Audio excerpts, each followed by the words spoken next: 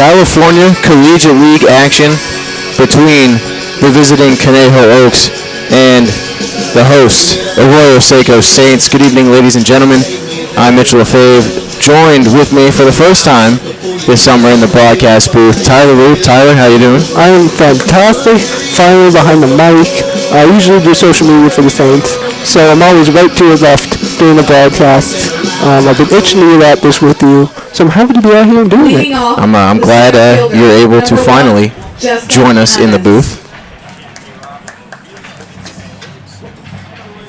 So leading things off for the Conejo Oaks in this evening's matchup is Justin Ammons.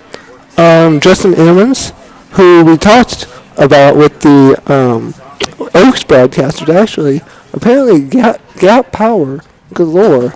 Not too much over-the-wall stuff, but we'll see how speed comes into play as he swapped a few bags too.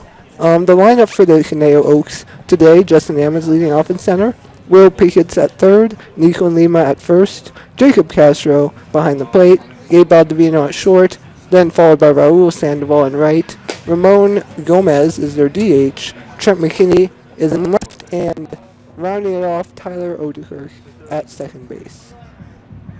And for the Saints, on the mound, Michael Garza. On the season, Michael Garza only 6 innings pitched, which I was surprised to see, but does have a 2.7 ERA. Looking to improve on that. Already quality ERA today.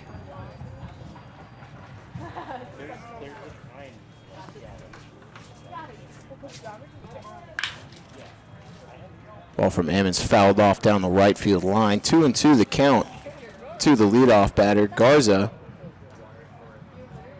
making his fourth appearance, as you said, has thrown 6 innings. Has not made any starts, though he has saved one game in one opportunity. I'm interested to see how he does, if it'll be more of a opener role, as we're seeing more popular these days. Ball swung on and missed. Actually got a piece of it. Good pick from Jacob Wyeth, keeping his glove under it. So he'll get the foul tip as the third strike, and Ammons is retired for the first out of the game. And off to a fantastic start. Happy to see it for Garza. He'll probably need to keep his pitch count low, considering he's only a reliever, to stay in as long as he can. So as I said, Garza on the mound. Jacob Wyeth, his battery mate behind the plate. The rest of the defensive lineman for the Saints, Pete Durkee over at first base. Thomas Lovano making the start at second. Wyatt Stapp at third. Drew Kelly at short. Nolan Tressler, Christian Scott, and Anthony Forte from left to right in the outfield. How do you like this lineup for the Saints today? It's interesting. A lot of times we see Thomas Lovano as the designated hitter, as Pickett's will fly that one out to Christian Scott in center field. He makes the grab for the second out of the inning. Now batting. But yeah, we usually see Lovano as a designated hitter role. I think he's making maybe a second or third start at second base, but at designated hitter, Andy Garriola, some major pop. Monster. In his bat. Absolute monster. Speaking of monsters, Nico Lima, by far their best player of the Oaks, batting .342. 27 hits, 79 at-bats. Visiting broadcasters also told us, watch out for him. Even his outs are a little scary, so I'll be interested to see how he does today. You said batting .342, that's just outside the top 10 in the entire California Collegiate League. That ball skied into shallow right field, almost into no man's land, but Anthony Forte will trot over and make the grab for the final out of the inning. 3 up, 3 down, a good start to the game for Garza and the Saints. So we head to the bottom of the first in a scoreless ball game.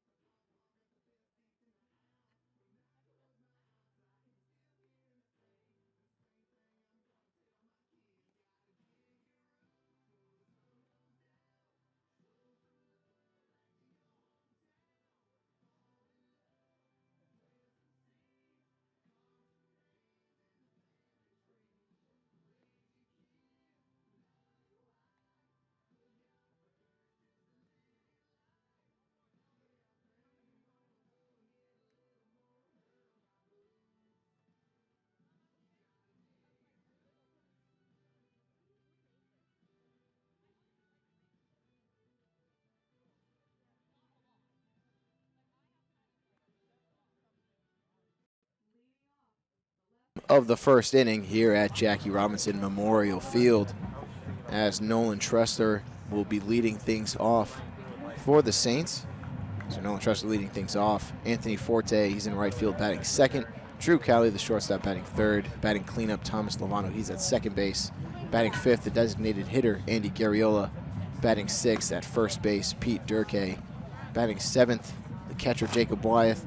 Batting eighth, Wyatt Stapp, he's at third base. And rounding things off for the Saints lineup, Christian Scott out in center. Our batters have quite the work cut out for them today. Carson Carter, their pitcher, we just saw had a 0 ERA to 11 innings pitched. So hopefully we can get to him. Nobody else has, I guess. So 2-0 count to the Saints leadoff man. Takes a big hack at that one, fouls it off right behind the plate. Got stuck on the fence. Oh, it has. I've never seen that before. There we go. That's a good luck sign, I think. Everyone in the Saints dugout kind of looking over and laughing. Reminder for the people at home, the outfield is wild. It's 345 in right, 364 in center. Line smash through the 5-6 hole, and Tressler leading things off with a single. You better clap hard, Clinton. Tressler, one of the Saints' leaders in batting average, came into the game batting .292. The right field, number 2, Anthony. Great way to Forte. get things started. And then in left, rounding out the outfield, is 374. So it gets progressively further as you go from right to left, which is something I've never seen before. It's something that Matt and I have talked about a few times in the broadcast. You don't see the deepest part of the ballpark down the left field line. No, never. And it just gets shallower as it goes towards the right field line. First pitch into Anthony Forte, fouled off behind the third base dugout. Anthony Forte with a .419 batting average. One of our more solid, productive players. Coming in the number 2 spot today. And when he first joined the Saints roster, he was batting over .400. Granted, it was through 3 games, but he's really kept it up, as you said, batting .419 through 9 games. Saints are 10-8 going into today. It's almost halfway through the season, not quite. Who has surprised you the most? As you've done a few broadcasts now, been able to see the team. Are you talking about players in general? I mean, I don't know if there's any necessary surprises. I didn't really know anyone going into the season.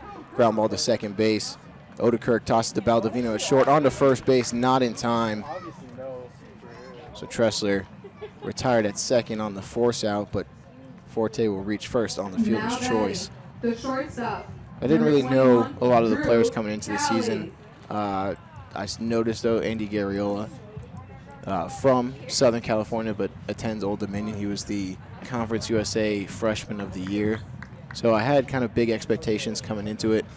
Saw a few flashes of it at the beginning. I think, I wouldn't say struggled, but didn't quite tap into his full power as he has the last week or so. Being a wood bats league too, he has 4 home runs. Garriola, that's crazy to me. They're all to the left.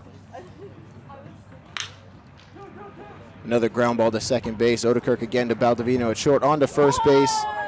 Wild throw. I think the throw would have been there in time to retire Cowley. Pulled him off. Now batting, the second baseman, Throw number 15, gets by Thomas Lovano.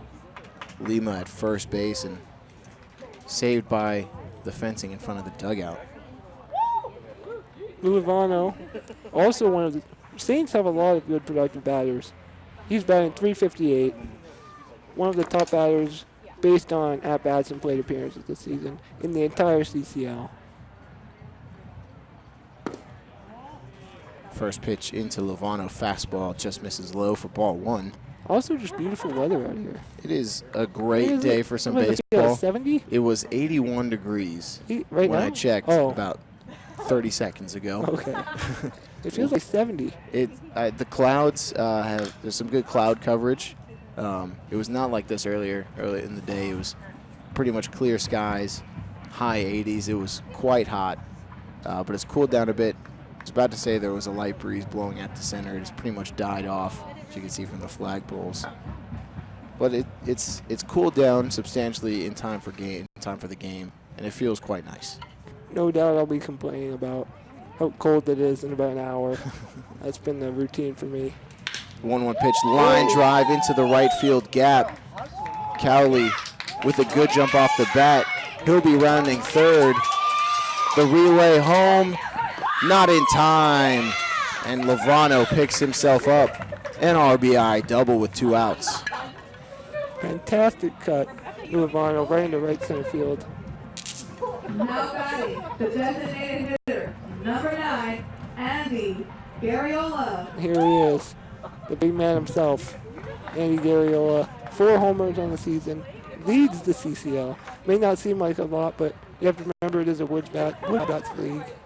Some of the outfield walls are all normal length. Left field for us, 374.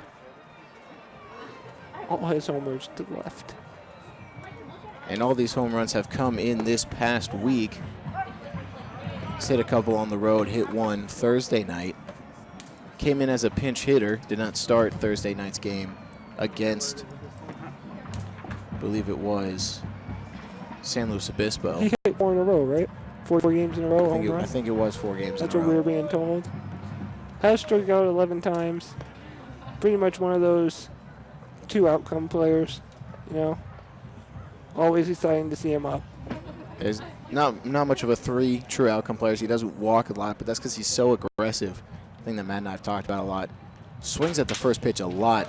Loops that one into shallow right field. Lovano rounding third and coming in to score, standing up. And Andy Garriola, we talk about the power this time.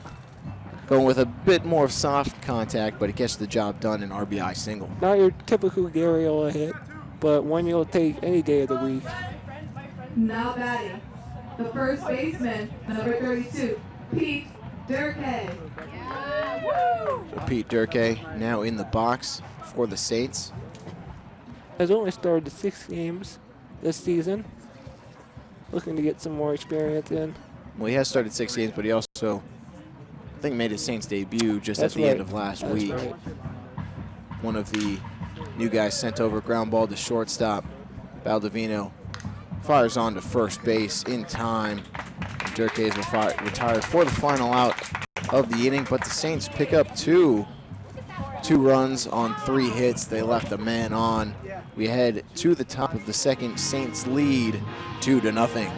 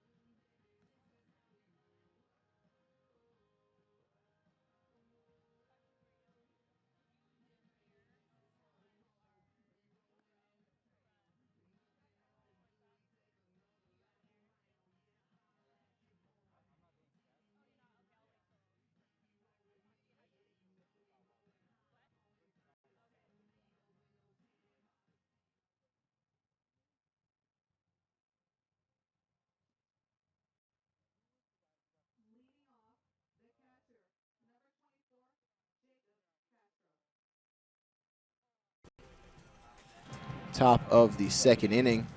Again, it's a 2-0 ball game. Saints picking up 2 in the bottom half of their first inning. Garza back out on the mound. First pitch into Jacob Castro is fouled off behind the plate. Jacob Castro's sprayed chart. I got it up in front of me. All his hits except 2, left field, which begs the question, why no shift? Are you a shift advocate?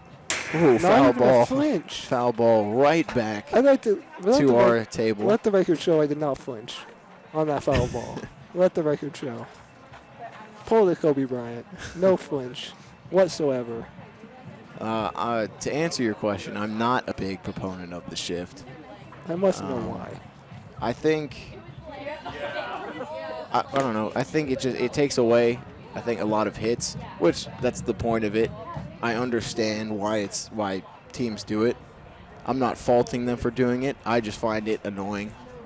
That's fair. That's fair. I think it takes away as many hits as you give up unintentionally during the shift. So I feel like it's a wash at the end of the day. But it's one of those things when it works, you feel very smart about yourself. I think the thing that just annoys me the most about it is they have a guy up the middle, and if you hit a hard ball up the middle, I think you automatically should deserve a hit. Oh, yeah.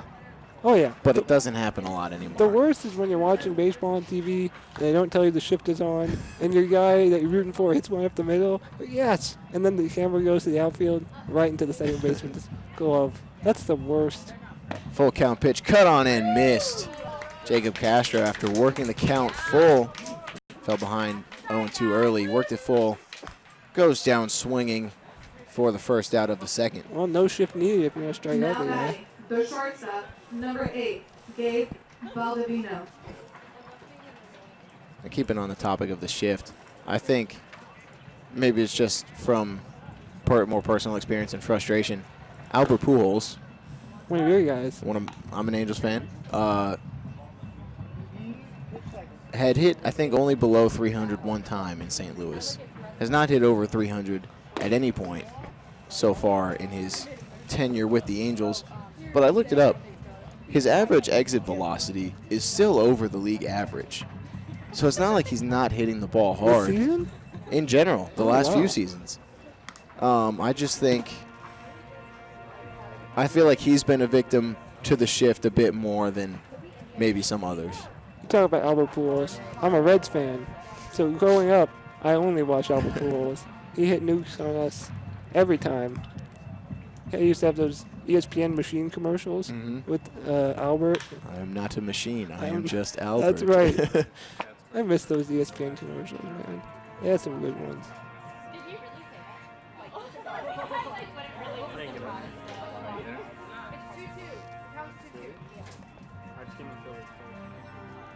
So 2-2 the count to the Oaks shortstop, Gabe Baldovino. Curveball just misses outside, draws the count full. So 2 batters in a row to start the inning have worked the count full. I don't know if you viewers at home can hear the bands playing. There's some event going on at the Rose Bowl. Full count pitch misses outside, actually gets behind Wyeth all the way to the backstop.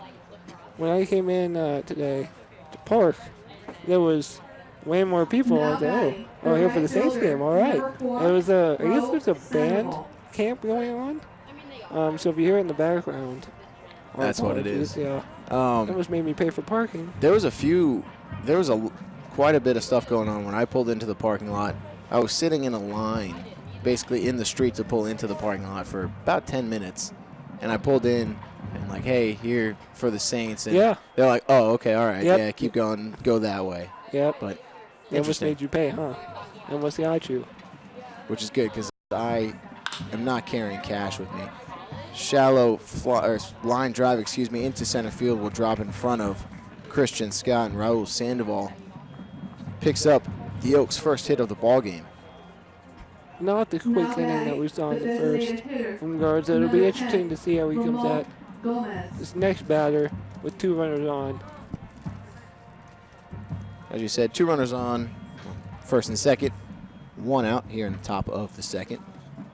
Looks like Ramon Gomez primarily hits the ball up the middle. That's where he gets all of his hits, actually, including 1 home run to left center. First pitch slider gets away from Garza, misses high and inside. Gomez in 12 appearances, batting 171, has 7 hits in 41 at-bats. the 1-0 pitch. Fastball catches the outside corner, strike one.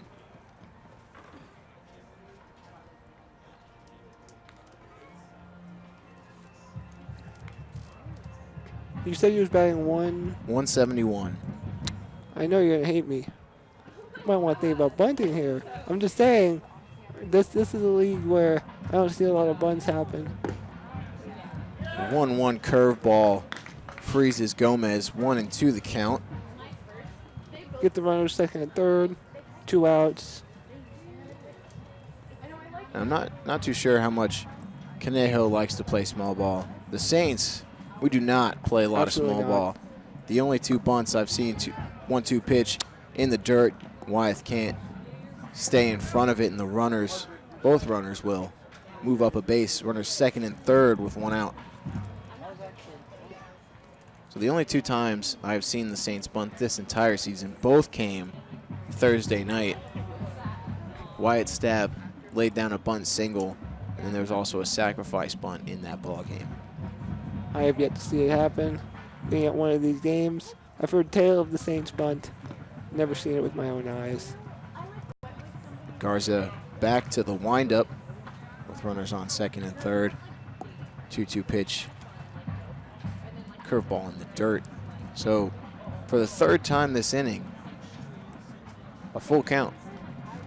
Yeah, it's not the first inning type Garza we saw. Full count pitches fouled off to the right side. Batter on deck is Trent McKinney, who is batting 176. So if you are going to lose this guy, it could be worse. There is a free base open at his first base, and that'll also, even there it would be the bases loaded, but it would set up a play at any base, and with 1 out, a chance for a double play. I think this is where you're trying to make him chase. If he takes it, okay. Swing and miss. There you go. Fastball got him swinging. Oof. Brought the heat on that one. So Gomez goes down for the 2nd out of the inning.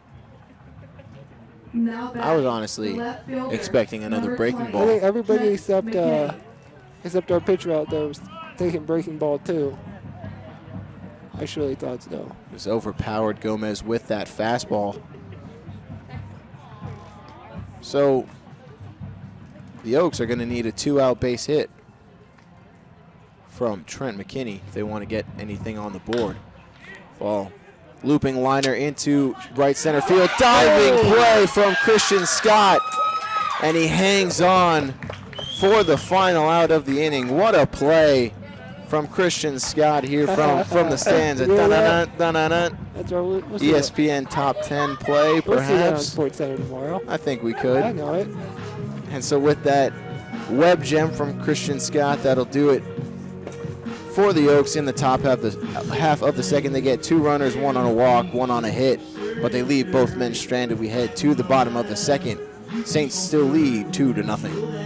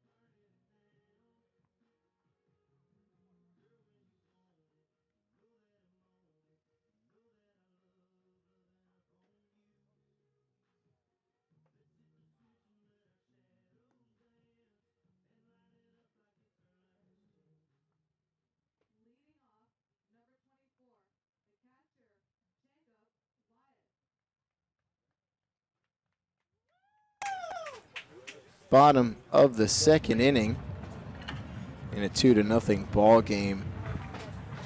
Jacob Wyeth, the Saints backstop, will be leading things off. Batting .316 on the season. It's worth noting the Saints right now have 4 catchers on their roster. We will actually be interviewing one of them during the top of the 6th, Matt Thomas. Matt Thomas. So it would be interesting to get his take on what it's like knowing that there are, 3 other catchers on the staff. See if it's something you think about, something that influence your performance. These are things I wonder. These are things I'll ask. He's actually going to be the 3rd catcher that we've had during one of the in-game interviews. We had Thomas collect McCarthy them on all. last week, Jacob Wyeth on Thursday night, and Matt Thomas will be on tonight. 1-1 pitch. Curveball misses low. 2-1.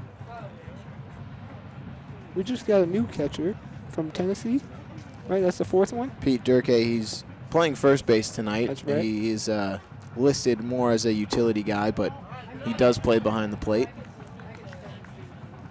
So 3-1 count to Wyeth. Wyeth made his first start of the season a few weeks ago. Game at Conejo. Picked up 2 doubles in that matchup. Hot smash to third base, gets by Will Pickett's into left field, and Wyeth leads things off Now with batting, a single. the third baseman, number A White. lot more playing time recently from City. A lot of them went there. So And now that he's here, been playing quite a bit. got And Andy Garriola. big fan. Yes. Turnips. So everyone else on the Saints roster, at least everyone else in the starting lineup, rocking the low pants. You played baseball in high school. I did. Did you guys have a rule where if one guy or you guys all had to wear the same style uniform? We actually did not. I thought we should have.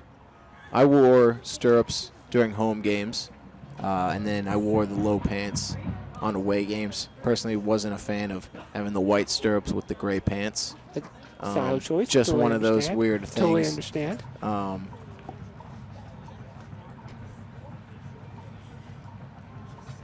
1-2 pitch.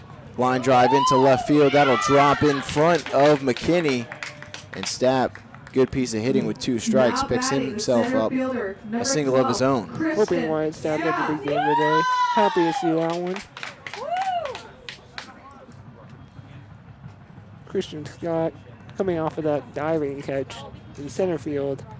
I was telling Mitch, he missed a golden opportunity to yell "Great Scott!" All right, with the diving catch. I expect if it's a home run. Oh, Okay, I was about to say, if Great he Scott. has some bomb, Great Scott. first words out of my Thank you, mouth. thank you. First pitch into Christian Scott, catches the low outside corner, strike 1. I wanted to mention, going back to the stirrups, I am a big fan of the stirrups. I think As am I. they look just cooler than regular high socks. But then back in high school, the one interesting thing about our team was that on home games, like I said, I would wear stirrups. The entire left side of the field would be wearing stirrups. I was in left field. Our shortstop and third baseman also wore the stirrups. Occasionally our center fielder and catcher would wear stirrups. Huh. But then everyone else on the right side, right field, second base, first base, and again sometimes the catcher and center fielder would go either way, would wear the long pants. Did that happen often? It happened every I game. never noticed. For those of you who don't know, we went to the same high school. I did stats for the John Burroughs Indians. What a school, what a team. I never noticed that. That would annoy me. I'm happy I didn't notice that, actually. The 1-2 pitch to Scott, chops it on over to first. Lima tries to go to second. Wow. Wide throw takes Baldovino off the bag. And so that'll load the bases with no man out for Nolan Tressler. You know, I saw that coming. I thought he Now was just going batting, to look the over, left fielder, turn and tag number first. 37, I had- Nolan Tressler. I mean, obviously a bad choice. I don't think he would have gotten him. Wasn't a hard enough throw or anything. I don't know about that one. If I was the coach, I'd talk to him about that one. Nolan Tressler, 292 batter, 1 triple, 2 doubles, gap power. That'll be a visit out to the mound I don't know why you going to the mound. They go to first base. Say what's up? Originally, Odekirk just came out there to talk things over with Carter, but now instead, pitching coach will come out and take over. And the thing about that last play with Christian Scott, Lima at first, he hesitated. Yes. He looked over at second, thought, maybe I should just go to first, and then decided that he was going to throw over to second. It was just kind of a weird, looked like kind of just like a weird, awkward, off-balance throw, and pulled Baldovino off the bag at second. They would have had him in time had it been an accurate throw. It would have been close, but I think Stapp would have been forced out at second. So it could have been runners on the corners with one out. It could have been runners on second and third with one out, but instead, It could have been anything. bases loaded, no men out for the Saints leadoff batter. First pitch into Tressler, grounded See if he to does it first. He throws home. Castro will pump fake over to first, but hold on to it. Right off the bat, I was very interested to see what the first baseman was going to do with that one. Made the right choice that time, going home with it. Now batting, number 9, number 2, the right fielder, So Anthony a weaker ground Forte. ball to first base allows Lima to retire. Wyeth trying to score. So still bases loaded now, but with one out. We talk about spray charts. Anthony Forte's chart is all over the place. There's no way you can play him and know what you're going to get into. Ground ball to second base. Odekirk tries to go to second. Off balance throw will be in time to retire Tressler at second, but Stapp will come across to score to increase the Saints' Now lead to batting, 3. The shortstop, number You know, 21, one hand Drew you're happy. Cowley. He was able to put the ball in play and score a run. The other hand, it was bases loaded, no outs. To get 2 outs and only 1 run out of it, you hope that your team could produce a little more than that. We'll see how Cowley does right now, especially with Lovano on deck, one of our better hitters. So Drew Cowley reached on a fielder's choice in the first inning.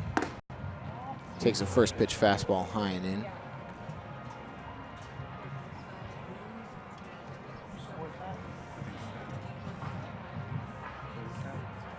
So still an RBI opportunity for the Saints. Christian Scott standing 90 feet away at third. The 1-0 ball in the dirt, good block from Castro. Again, you have to imagine you don't want to lose this guy to Luivano and Garriola coming up. So 2-0, I'd be looking dead red right now.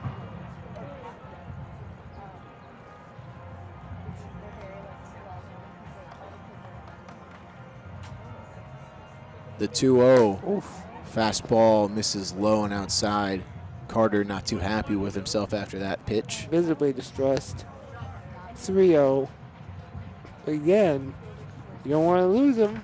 We'll see how Cowley does at the plate right now. You swing away.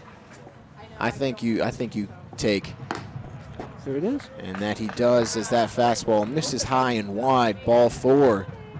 So bases Now loaded batting, the second baseman, for the cleanup number hitter 15, Thomas Lovano, Thomas who- Lovano.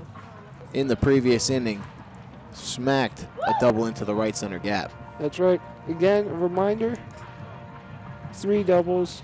It's batting 358. 5 extra base hits. Scary batter to have right now with bases loaded. Lovano, 6th in the California Collegiate League in terms of batting average coming into tonight's ball game. It doesn't help for Carter that Garriola on deck. Not much wiggle room right now. 2 dangerous hitters back-to-back to pitch to. Nowhere to put Lovano. Ooh. Broken bat, looping liner into shallow right center field will drop. Scott will score. Forte will round second, and he will score. Lovano picking himself up another 2 RBI. Break the bat.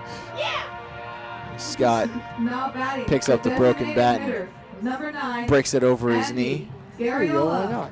Why not? Why not? I've never seen someone break it just for fun. Actually, before the game, we did see someone break it just for fun when it was already broken. It's, something that players will do. I mean, you gotta try. Maybe try over the head once. A little Bo A Jackson. little Bo Jackson. Doesn't work, try the knee. If that doesn't work, just pretend you weren't trying. Move on. First pitch swing from Garriola. Grounds it to Odekirk at second. He'll take it to the bag himself for the final out of the inning. But the Saints pick up 3 more on 3 separate base hits. Another walk in there. Move on to another at-bat. Productive at-bat. So we head now to the 3rd inning. Saints lead 5-0.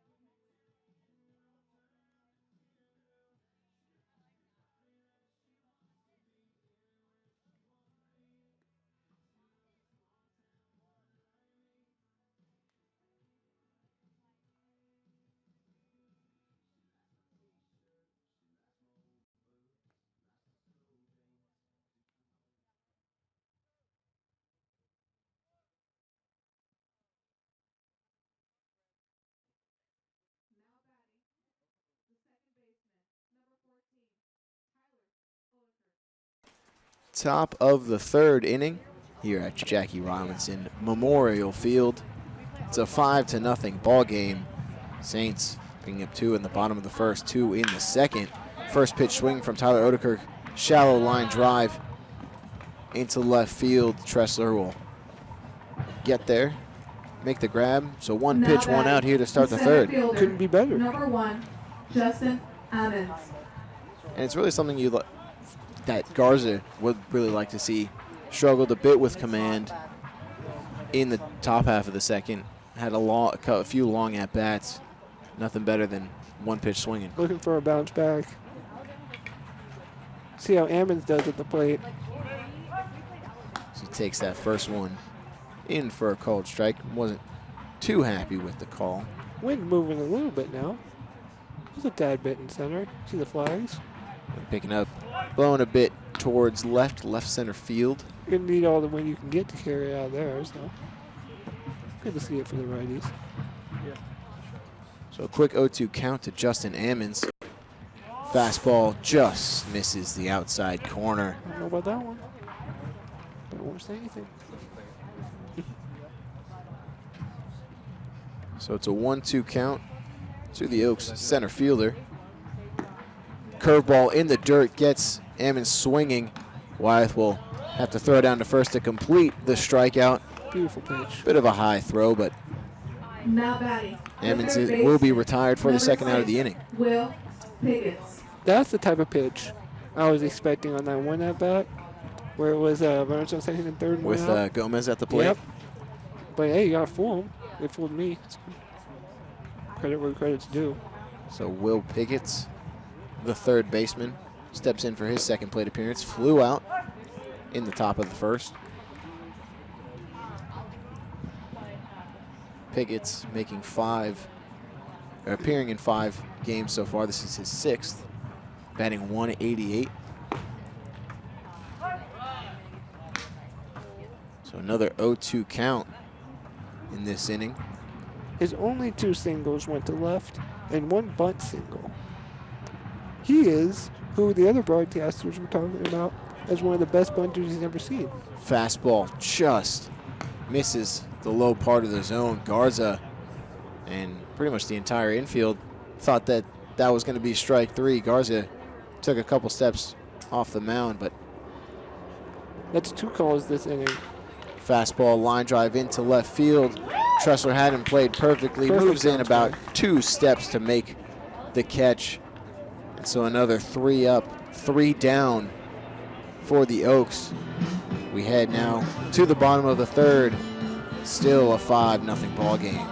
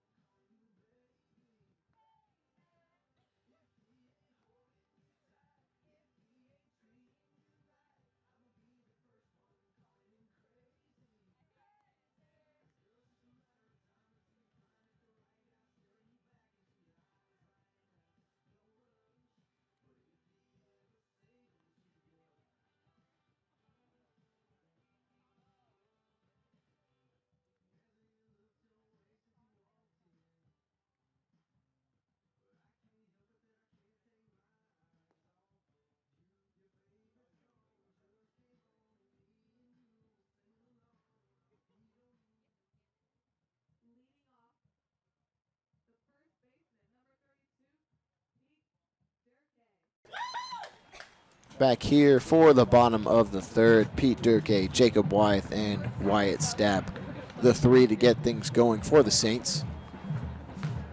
Durkee grounded out to end the first inning in his first plate appearance.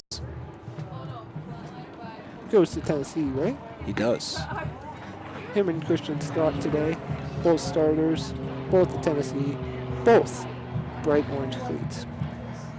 A few guys on the roster hail from Tennessee. Pete Durkee, Christian Scott, Evan Russell, not playing today. Check swing, it's a called strike anyways. We did have Luke Lipsius. That's right. But he is done for the summer with an injury. And so with him going down and also Justin Watari being done for the season, he also had an injury. Tennessee sent two more players, and that was Durkee and Evan Russell. One of the Oaks first baseman too, right? Went down out for the season at the beginning. One of their top players. His first game was last week in the game here, Oaks versus Saints. Mississippi State, or Ole Miss, I believe it was. 1-2 pitch, chopper to the left side. Pickett's the third baseman will make the grab, throw on to first, and Durkee is retired. Now batting, the catcher. So talking number to 24, Jacob Jordan, the Oaks Wyatt. broadcaster, he said that, I forget his name, but he had hit about, I think he hit 10 home runs this past season in his freshman year at Ole Miss. Was looking good and took a ground ball off the face, and so fractured a bone in it, like I think it was his cheekbone. So he's also done for the summer. Seems like one of the more unlucky injuries you can get playing baseball. Oaks are 6-11 on the season. Last place in the division. Saints in second place.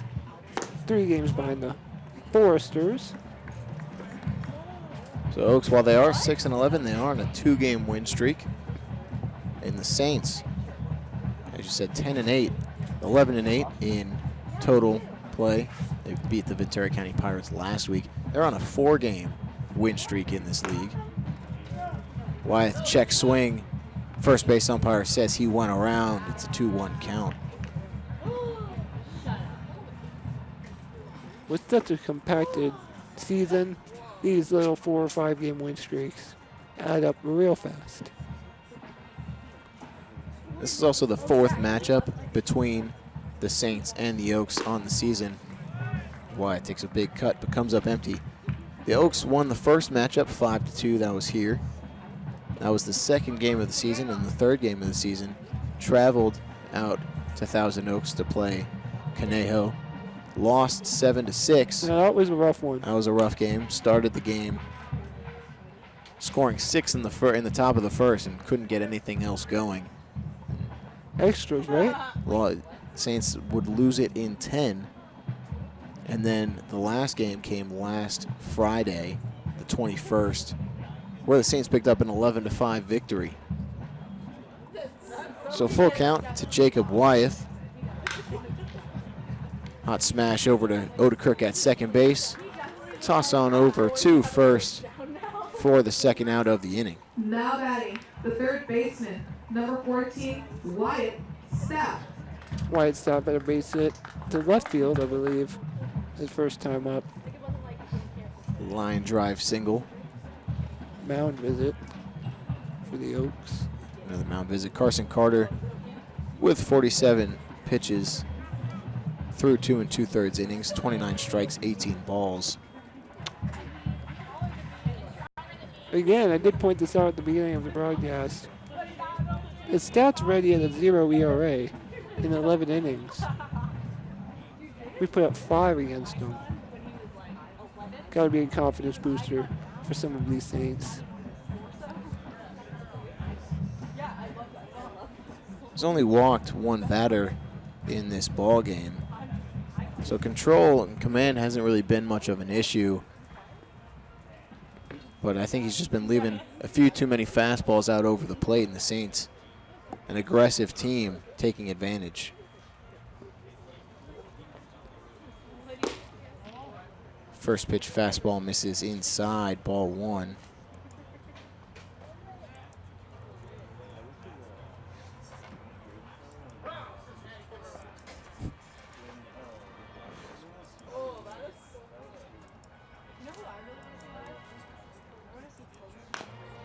Foul ball off to the left side. 1-1 the count. Carter coming into this ball game, 11 innings, had given up 1 run. It was unearned. Again, that 0 ERA. Had struck out 10 batters in those 11 innings. None so far in tonight's contest. Wyatt Stapp, Sporting, number 14, correct? That is correct. Cincinnati guy. I would like to point out one other number 14 in Cincinnati history, Pete Rose. Ooh. You have to wonder, is this intentional? I believe it is. I want to say it is so bad.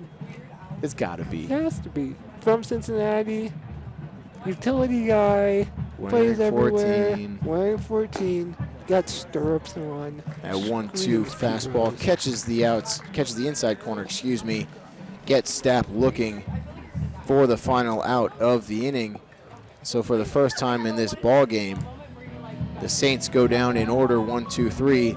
We head to the top of the 4th. Again, it's still a 5-0 ball game in the Saints' favor.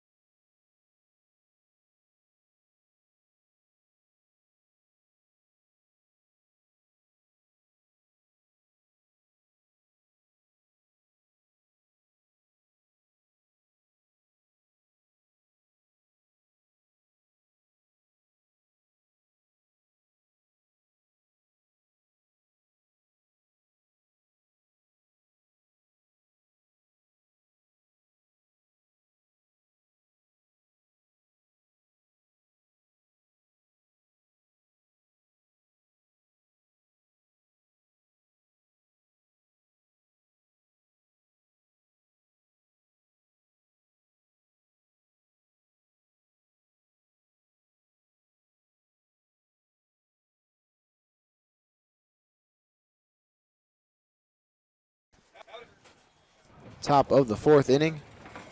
Saints lead 5-0. Nico Lima will look to get things going for the Oaks. Lima with a pop-up just beyond first base.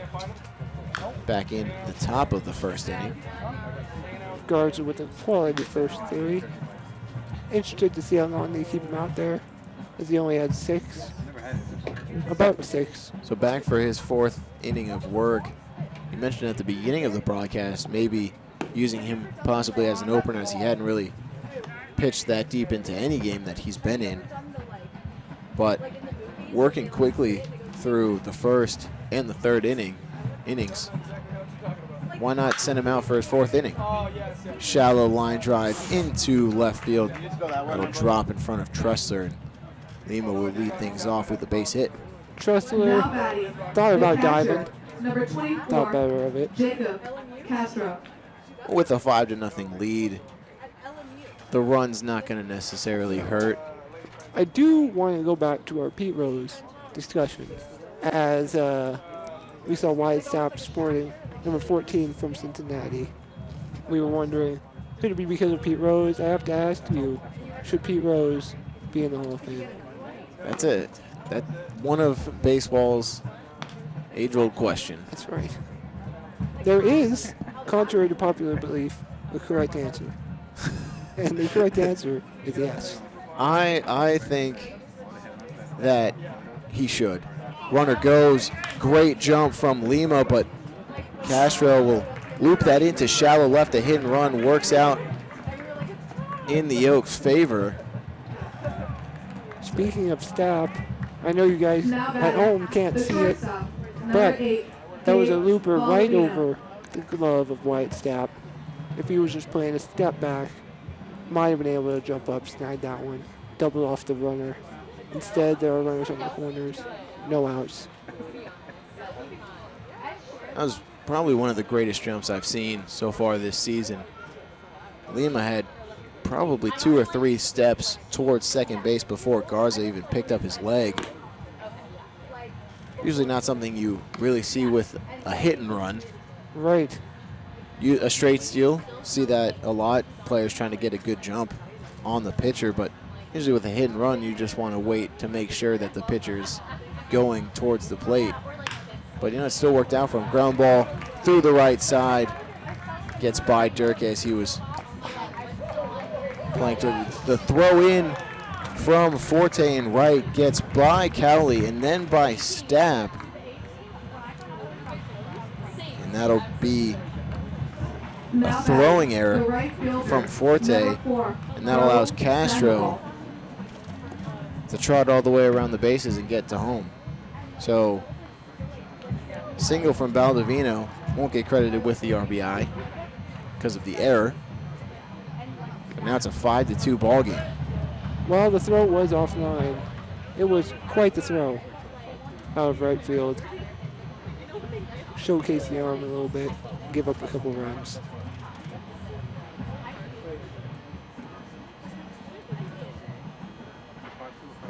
Looks like there'll be a discussion about where the runners should be. But because Castro was on second base, hadn't quite reached third at that point, they're actually going to credit that as a 2-base error. They won't send Castro back out to the dugout. In fact, they will send Baldovino over to third. Wow, I thought they were discussing the other way, where the other runners should be. I did not expect them to move Baldovino up to third. I disagree with that. But I guess that's not why I'm out there humping. So, St. Ted coach Aaron Milam will go out to talk to the umpire about that call. So the throw came in from Forte in right field, overthrown to Cowley, who's the cutoff man around the second base bag, and was too far away from Stapp, who was standing at the third base bag, to run over and stop it. And ball ended up going out of play beyond the third base dugout.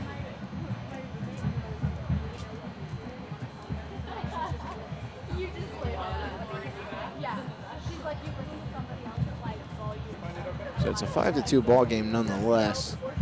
Not arguing, I guess, whether Castro Should be at third or home. should be at third or home. That's not an argument, I think. It's just where Baldovino should be.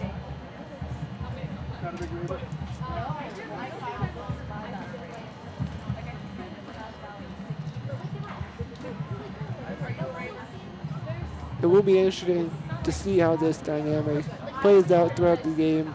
As for a few games now, the Saints have been a little chippy with the umps. We saw there are 4 umps today. Usually there are 3. You wonder why. Could be a lot of reasons. But there's been a few instances where the ump has had to warn both dugouts to calm down. And stuff like this fuels that stuff for the players and the coaches. This mixed with a few calls at the beginning of the game that we weren't sure about could brew into something later. Just something to keep an eye on. And one of the umpires, he is the third base umpire, I believe, in today's ball game. He was the home plate umpire Thursday night against the Blues, against the MLB Academy Barons, who wasn't. It wasn't really the Saints dugout that got chirpy. It was the third base coach for the Barons. So after that long discussion, Baldovino will stay at third base. That first pitch into Raul Sandoval.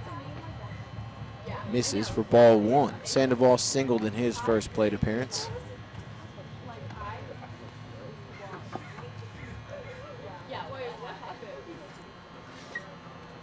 So again, a 5-2 ball game. Baldovino over at third base. Nobody out here in the 4th. Fastball misses high and outside, 3-0. You hope after all this, Garza doesn't lose it a little bit. Some of it wasn't his fault. Give up 2 runs, and have a run on third. Get to your head. 3-0 fastball catches the zone. It's not like he had really been doing a bad job Not at all. pitching. No. The hit and run that got Lima over to third was really a weak hit ball. Ground ball to third. Stapp will throw it on over to first, picked out of the dirt from Durkee. So Sandoval, though retired on the ground out, picks up an RBI as Baldovino came across the score. As you were saying, they were both hits. I mean, relatively softly hit. More of fielding, positioning, and error that has led to these 3 runs. But now, 1 out, no one on, just reset, 2-run lead. Fly ball into right field, chases Forte back, reaches up, and will fall in behind him.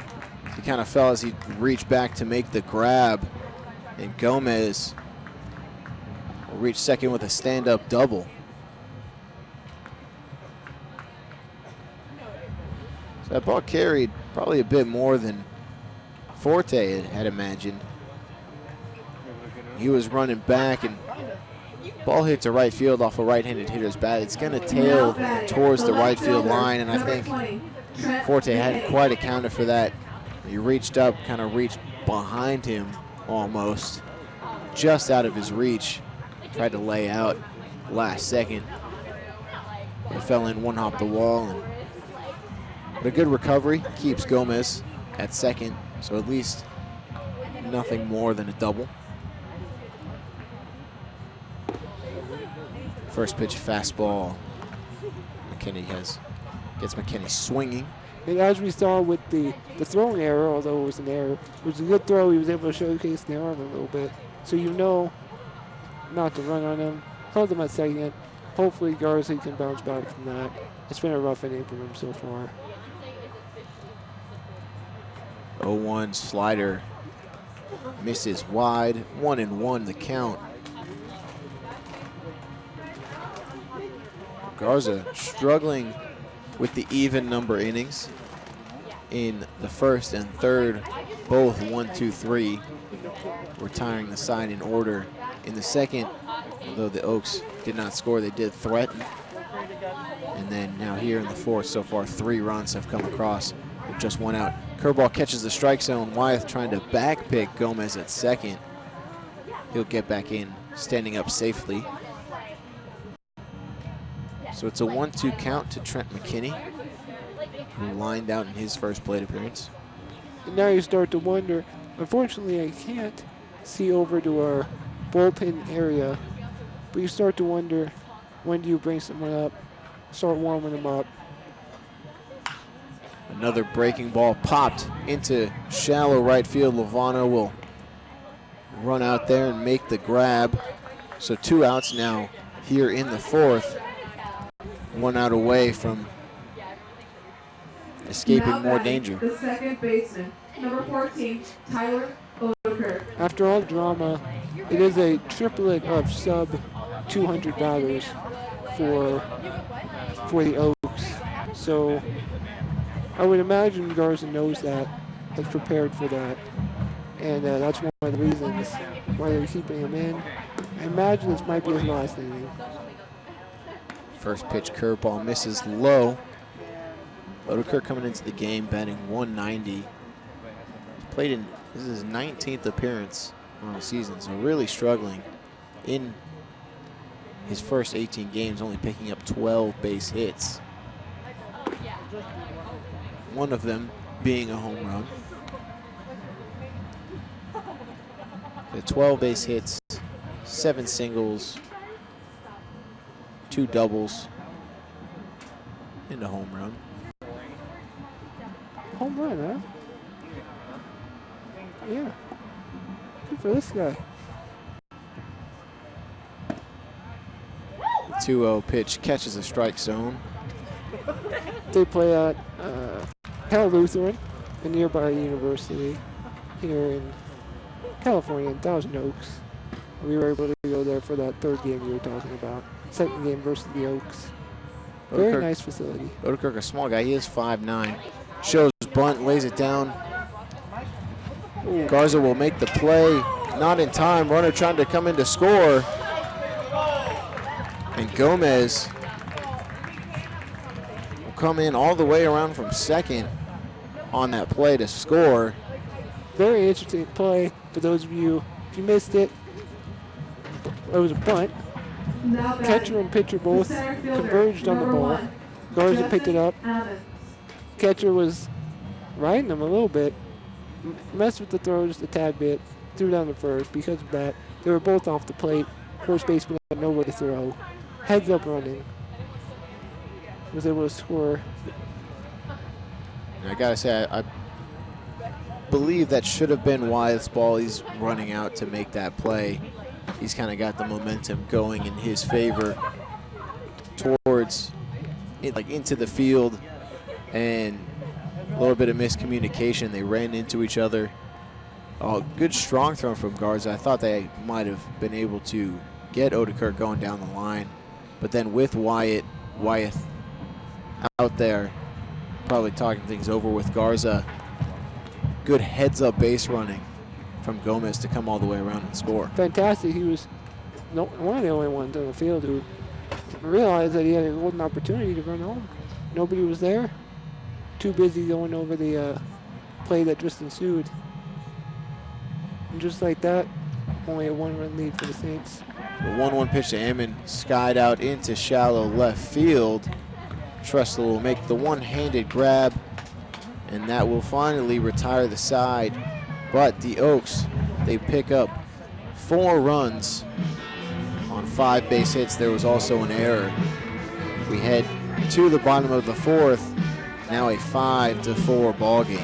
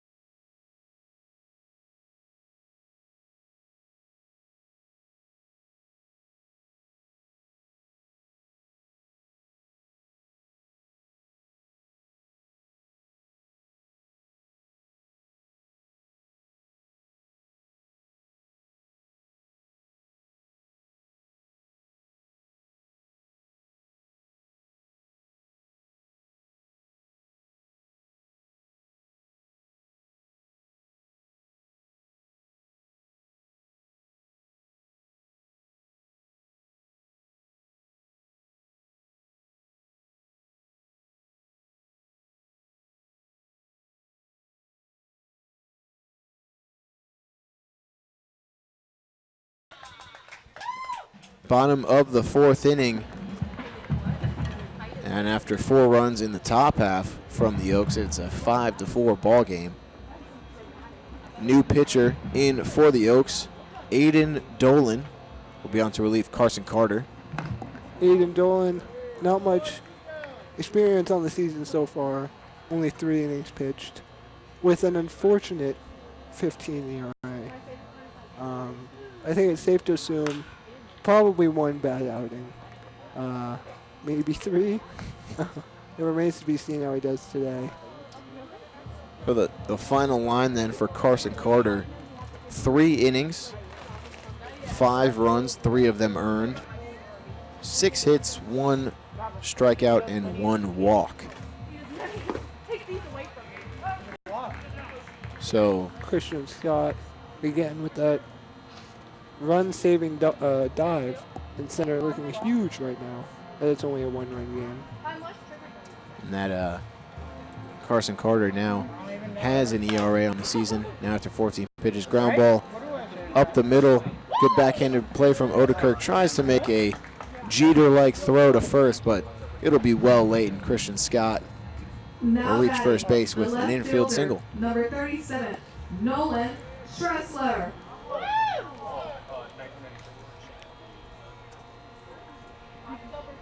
So what was your final P. Rose take? You said Oh, yes, but I was there a say but? it's a yes. You know, he did bet on baseball. He did bet on games. But the thing about it, I heard he only bet on themselves to win. That's what I'm saying. Which I feel like it's different than the Black Sox situation from the early 1900s, where they were betting on themselves to lose and through the World Series. Yes. But I think if you're betting on your guys to win, I feel like Also, it didn't have anything to do with his skill. The man still did what he did. No enhancements of any kind. He's unfortunately, I believe. runner goes, pitch taken for. Oh! I don't know if it was a call strike or not, but Scott will slide in just safely. The throw beat him, but a good slide and a slow tag results in a stolen base from Christian Scott. I was just about ready to ring him up. Yeah, you know, if it were flipped, and if we were on defense right now, I'd have some words. I think on I it. might have to go out there and talk to the umpire I'd have some myself. words. But yeah, Pete Rose, Hall of Famer. I was gonna say, I think he gets in. Unfortunately, after he passes, I think will be the time, which is sad. The sad truth, I think, of the whole situation. But Pete Rose is a Hall of Famer in my book. I remember the Titans quote, by the way. Now, I'm going to be the guy. Fly ball into right center field. That'll drop in. Justin Emmons was shading in the left center gap. Scott will come around third to score. Didn't get the greatest read off the bat, but he will score standing up nonetheless, and that's an RBI single from Nolan Now Tressler. batting, the right fielder, number 2, Anthony Forte. You were saying you were going to be the guy? I don't think Barry Bonds should be in the Hall of Fame. I know a lot of people argue that he should. Now, although never completely proven, I think, about the It's steroids, a gray but area for sure. it's pretty much like, hey, yeah, he did, or he said he didn't knowingly take them, which I don't know how you unknowingly take steroids. Sit on something. Sit on a needle, It I guess. happens. It happens. And while I am of the argument that steroids don't make you a better hitter, Right. but they sure make you hit the ball a lot farther. I agree. I think I agree with you. How do you feel about the whole asterisk thing? They say let them in, but put a little asterisk next to their name, and then on the plaque was involved in the early 2000s. His name is already in the Hall of Fame. They consider him the home run king, They do. though I You do not. I still say it's Hank Aaron. Respect. But the thing that frustrates me is you look at him when he began his career, I wouldn't say a skinny guy. He was lean. Runner goes. Forte fouls that one off, trying to go with a hit and run on the 2-0 count. So he was a lean guy beginning of his career, a 30 home run, 30 stolen base type player. And then second half of his career, he gets to San Francisco, and that man blows up like a balloon. He gets a little thick boy in San Fran. Tressler goes again. That ball is smashed into right field, down the line, Homer. off the top of the wall. That's a home run. First base umpire does not say it's a home run. Oh. And That's a right now that's going down as a double. Tressler was jogging around second into third base. He thought that ball was going to be a home run. so. Forte thought he had the home run as well. I thought he had the home run. There's a lot of things to umpire here. One, it hit the top of the wall. There's a metal pole in right next to the foul pole. Looks like it hit up in that area. And umpires deliberate, and that will be a home run, a pass-a-dinger A Pasadena. Pasadena. In Pasadena. from Anthony Forte. I am thrilled we were able to call a Pasadena dinger, as I'm always to your left during these broadcasts, hoping for a home run. Coming up with these names, Great Scott, the Christian Scott, Pasadena, Brookside Bomb. We were able to see one today, just over the wall. So Forte says adios baseball, sends it, I wouldn't say over the wall, off the foul pole. You know what? It's okay. And it's an 8-4 lead It's all the same on the stat sheet. for the Saints. Home run's a home run. There was an immediate outburst from the Saints dugout when they called that in play, not a home run. Coach Milan was out of the dugout before the umpires had officially called time on the play. The Saints are a feisty team, and I love to be a part of it, man. Lots of passion in these players.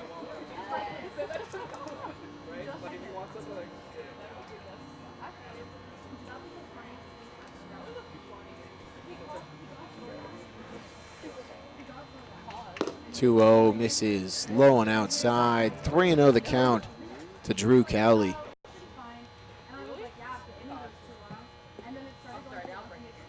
Saints extend the lead to 4 after making it only a one-run game. So 5-4 coming into this inning. Now it's 8-4. Forte, that was his first home run on the season. Forte been a great addition to the Saints roster this summer. And Cowley will work the walk to bring up Thomas The Lovano. second baseman, number 15, Thomas Anthony Lovano. Forte actually leads our team in OPS.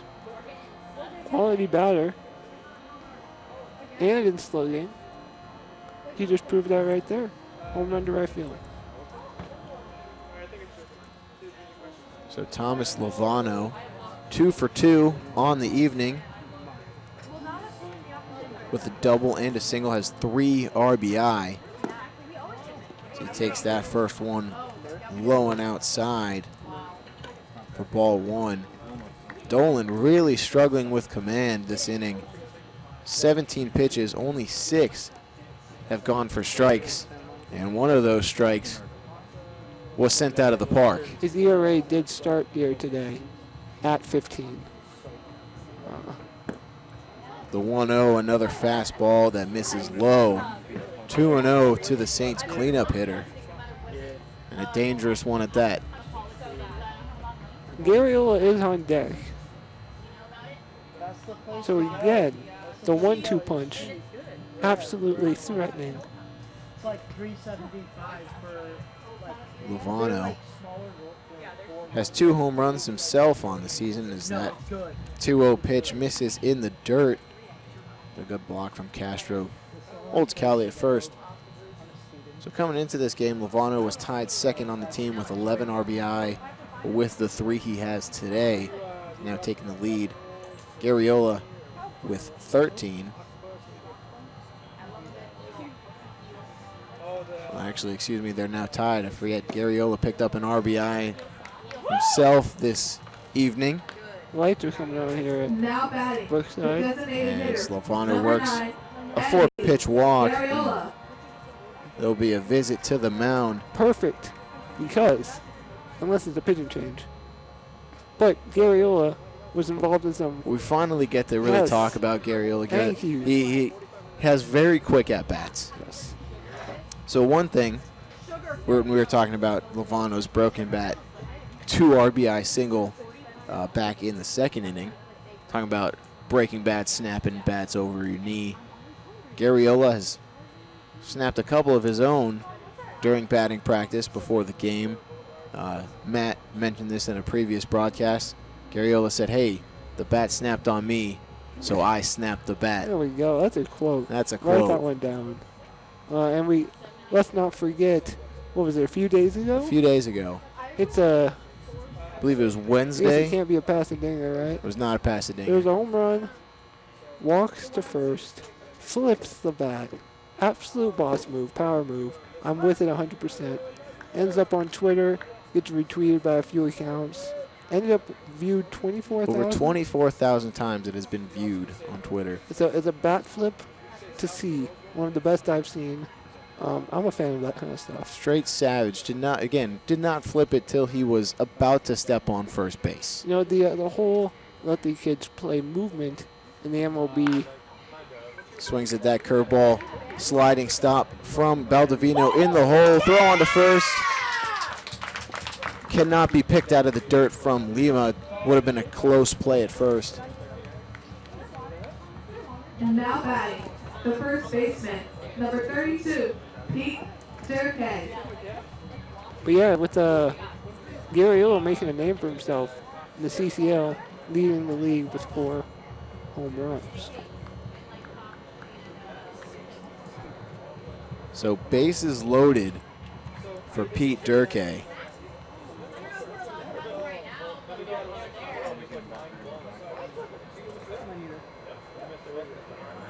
His time to shine right here. Up by 4, no outs. Swing away, big fella. Durkay at Tennessee this past season. Appeared in 51 total games, started 34 of them.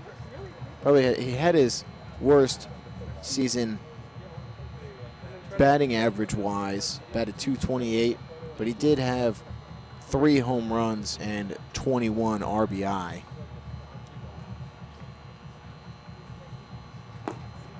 The 0-1 curveball misses lone in the dirt. Oh, field looking a little odd right now. Sun has I kind was of come about out. to Sun has say. peeked out from behind the clouds and has cast a big shadow on the infield. The sun, or the outfield, though, in the sun.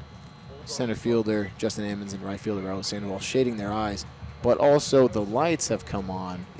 So a little bit just of an odd little quirk with the field right now as that 1-1 pitch is fouled off the first base dugout.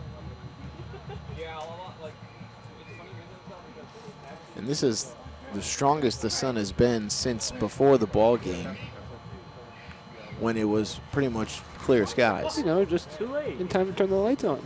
Right when the sun comes out. You know? Conejo Oaks, Thousand Oaks, Cal Lutheran, no lights. They do not have lights, so all their games tend to start at 4 or 4:30. Check swing from Durkay. They all put little flashlights on their foreheads. Did not go around. It's a 2-2 count. Spelunking helmets.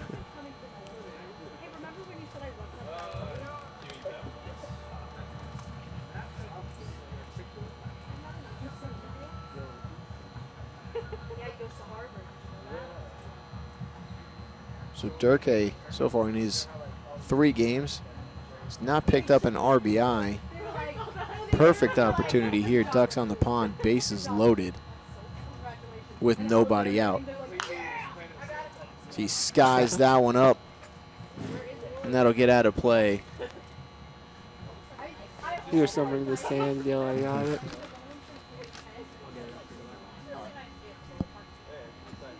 How many CCL ballparks have you been able to visit?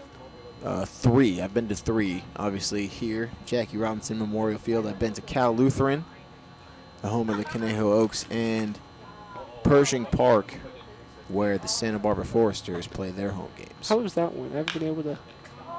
Ball is skied into foul territory, but in play perhaps.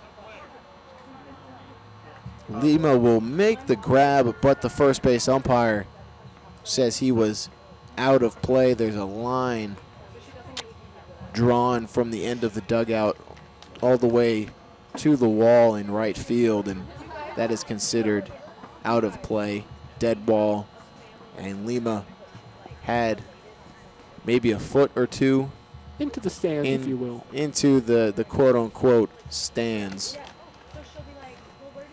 So Durkee, because of that, will get another chance here with 2 strikes and the bases loaded.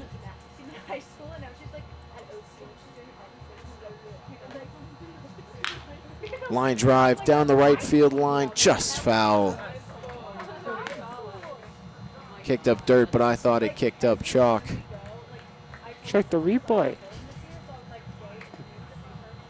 There are six teams in the California Collegiate League. I myself have only been to 2 ballparks. This one in Thousand Oaks. The Oaks. Conejo Oaks ballpark. I hear the MLB Academy Barons have one of the nicer ones. Probably it is the Major League Baseball Academy. That's an intimidating name, let me tell you. And after 3 straight foul balls, Durkee will watch that one miss high. Full count. So, full count, bases loaded. Guessing fastball down the middle. That's what I'm thinking. I don't know what you would pitch in this situation. But I'm struggling. I have a 15 ERA. I don't know what it is now. I'm looking fastball. He gets that fastball and he drives that one into right field. Goes back. Adios baseball. A grand slam from Pete Durkee. And all these Saints on the bases will come marching in. Oh, there you go. There we go. You're getting it now. Pete Durkee picking up his first, not only his first RBIs, but his first home run of this summer with the Saints. And it is now an 8-run lead for the Saints, 12-4. I believe that was the Saints' second grand slam of the season. I believe. I could be wrong. They're both here. You are correct. One by David Reyna, and now one by Pete Durkee. Right field. I mean, not to toot my own horn, but fastball looked like Fastball. it looked like fastball down the middle. I'm guessing he heard me. No other excuse. Not that he could come up with that on his own. So the Oaks will make a pitching change. We're going to take a quick timeout, but when we get back, we'll tell you who he is and more about him, and we'll continue on with this ball game. Don't go anywhere.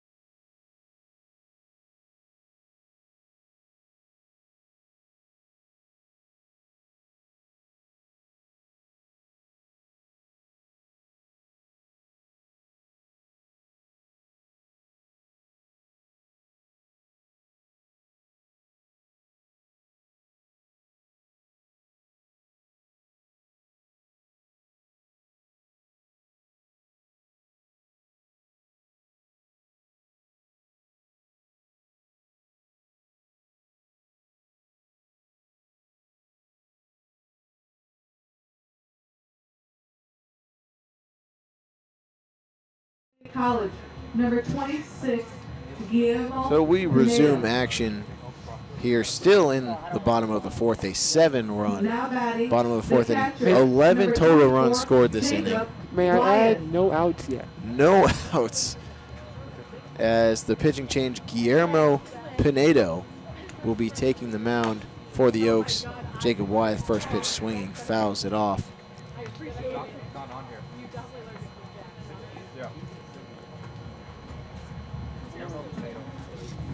Now, Guillermo Pinedo attended Glendale Community College. Freshman there.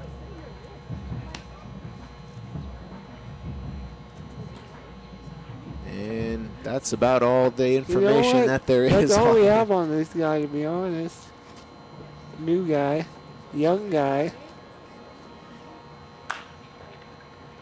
Ground ball to third base. Pickett's will fire on over to first in time, and Wyeth is retired for the first out Now of the batting, inning. the third baseman, number 14, Wyatt Stepp. So it had been a while, but we finally have the first out of the You bottom know, half. Unfortunately for Aiden Dolan, comes in with 3 innings pitched, leaves with 3 innings pitched. I don't know what his ERA is at the moment, but in this game it is an infinite ERA. Yes. Did not retire The dreaded. any batters. But he'll bounce back. I'm sure of it. Now Trevor Rosenthal, Major League pitcher, former closer for the Cardinals, Very familiar. has kind of fallen off a bit. Started the season with the Nationals. I think he might have retired maybe 1 or 2 official batters, but for the first week and a half, 2 weeks of the season, he did have an infinite ERA. You know what? When you're a major leaguer and you have the same ERA as me or you would have, that's a rough one. It's time to rethink something. He was dominant on the Cardinals. Absolutely lights out. As a Reds fan, we saw him a lot. Always a bummer when he came in. Line drive from Wyatt Stapp to left field, but McKinney will make the running grab for the second out of the inning. So good job coming Now in from batting, the bullpen center with by fielder, Pinedo, number 12, retiring the first 2 Christian batters he's Scott. seen. To be fair, there's only one way to go, and that was up. So the mystery man on the mound, doing well for himself and his team. It is early. I'd like to remind everybody. Our third game of the season, we scored 6 in the first inning. It looked like one of these runaway games.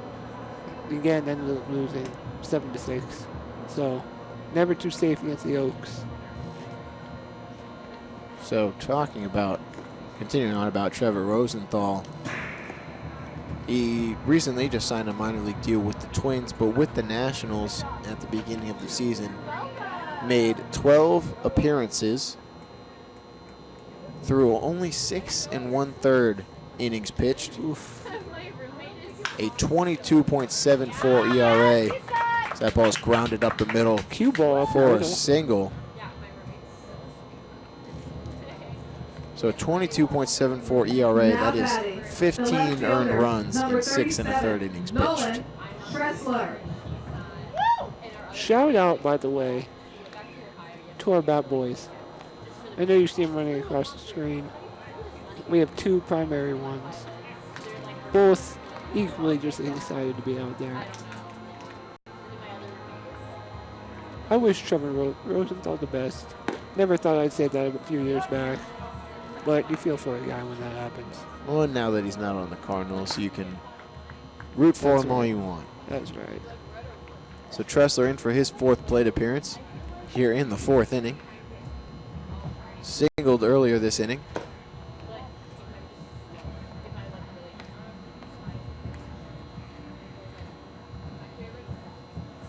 The lights are finally being put to some use.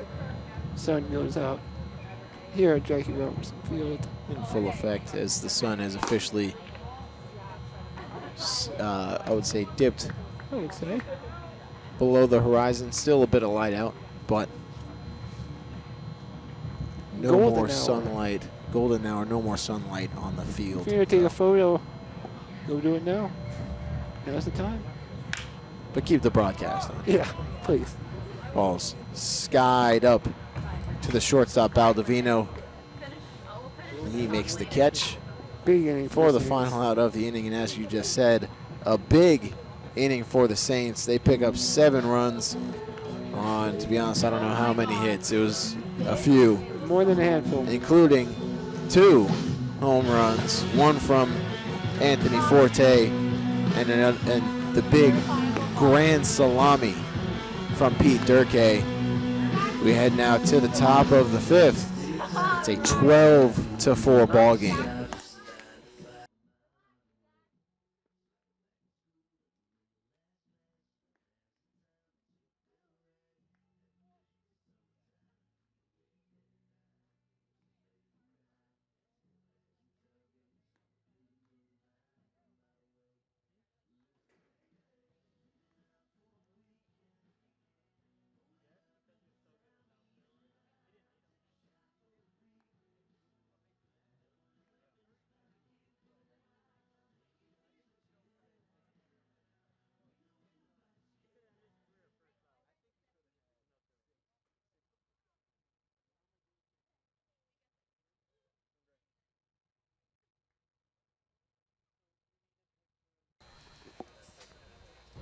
Back here at Jackie Robinson Memorial Field, it's the top of the 5th Look who's back out there. in a 12-4 ball game. And as you just said, Matt Garza out for his 5th inning of work. I don't think if the Saints picked up 7 in the bottom of the 4th, Garza would be back out I there. was about to say, I think it's safe to say Garza was saved by the Saints bats. It was a long break in the dugout. You know, that happens a lot with no-hitters especially, perfect games. If the offense scores upwards of 5-6 runs, the half innings very long, the pitcher comes back out not the same. But it is a different situation. He has experience, a little bit of trouble already. And it's not an even inning. So That's everything's going in his favor. The 0-2 slider. During the break, I did ask one of our interns, Dax, over there, what he thought about the Pete Rose and the Barry Bonds debate. Agreed with us on Pete Rose. Slightly disagreed on Barry Bonds, but an understandable approach. Pop up to the right side. Durkee does a good job keeping his feet inside of fair play. Makes the catch, and Pickett's is set down for the first out of the inning. You know, now that I think about it, I've never Now batting, the first come baseman, across somebody number 13, who disagrees Nico about the Pete Rose thing. So who's keeping him out? I don't get it. Everybody I've met say he should be there. First pitch swinging chopper over to Stapp at third. No? Oh, it's not Stapp. It made a substitution. It's Tito Robles. And that gets by him. That'll go down as an error. Tried to step back and play the hop. Got under his glove, and Lima will get 2 bases out of it. Speaking of Pete Rose, it seems like Stout may be out for the game as Robles comes in. Had a couple hits, I think. Maybe one. Now batting, the catcher, number 24, Jacob Castro. So Jacob Castro in with 1 out. Curveball catches the outside corner, strike 1. Good backdoor breaking ball. Hey, a few good curves today. And with an 8-run leaders where you kind of maybe work on pitches that you're not quite as comfortable with. I wouldn't say he's uncomfortable with his curveball, but I feel like the backdoor breaking pitches are the harder ones to master. That's a tough one.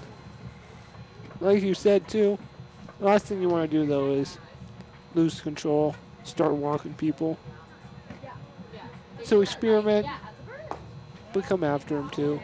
Another close call there behind home plate. A bit easier to swallow.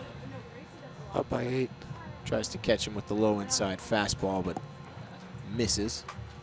So 2-1 to the Oaks backstop. Rocking a pinkish purplish bat. Yeah, not too sure about that one. The bat, not the pitch. Just to be clear. Different than really anything we've seen from You know, anyone, but it's a clash of colors for sure. But stylistic choices. it's unique, individual. I mean, we're talking about it. Tries to get the fastball, but misses low and outside, and Castro will work the walk. So runners on first and second with one man out There you for go. Gabe Baldovino. It's only one walk, but Now batting. last thing you want to do is shortstop, let them get number back into 8, this, Gabe Baldovino. especially by walking. If they hit it, then they got your stuff, but you don't want to lose them.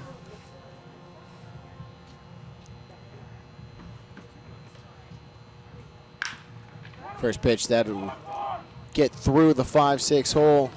Third base coach waves around Nico Lima. And actually, an error from Nolan Tressler. Can't pick up the ball cleanly. So it's an RBI single. But Castro will reach third. And Baldovino will move on over to second The right fielder, on the error from number Tressler. 4, Raul Sandoval. They look far away, 12-5, but one base hit and they're right back in it.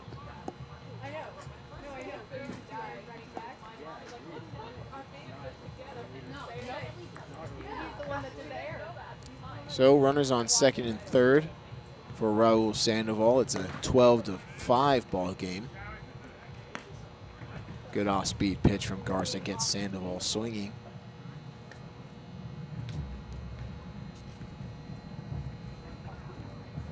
Raul Sandoval does primarily at the left center.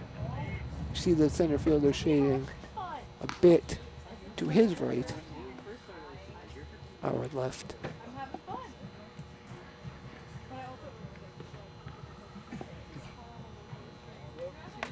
Sandoval coming into this game batting 188. So he takes that one for strike 2. In 19 games, this is his 20th appearance. This is the start of the trio that we were talking about earlier of sub. Breaking ball in the dirt gets by Wyeth. And Castro will come in to score. Baldovino will move on up to third. It's 12-6 now.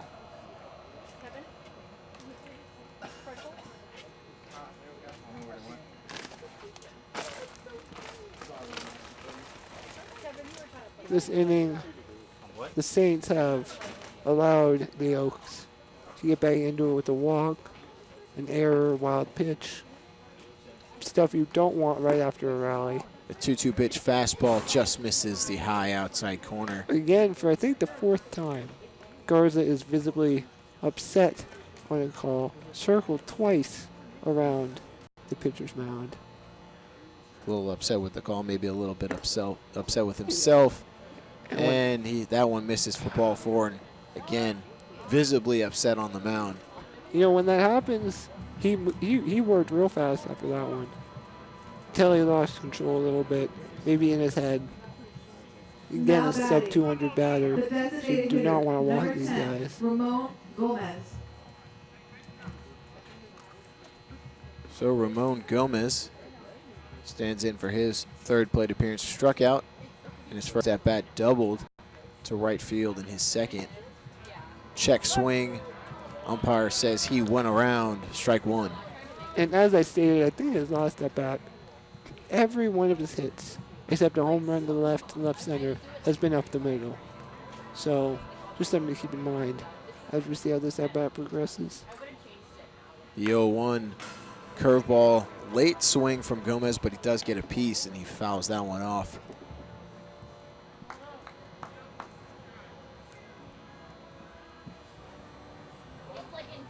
Christian Scott out there swatting bugs. Hopefully he doesn't get in his way. Man, looks like he's fighting his demons out there. 0-2 pitch fouled off to the right side. That's the thing about being in the field on a summer day in the evening. Got gnats flying everywhere. There are lots of gnats here. They always just seem to get attracted to the bottom of the brim of the cap. Check swing. First base umpire says Gomez did not go around.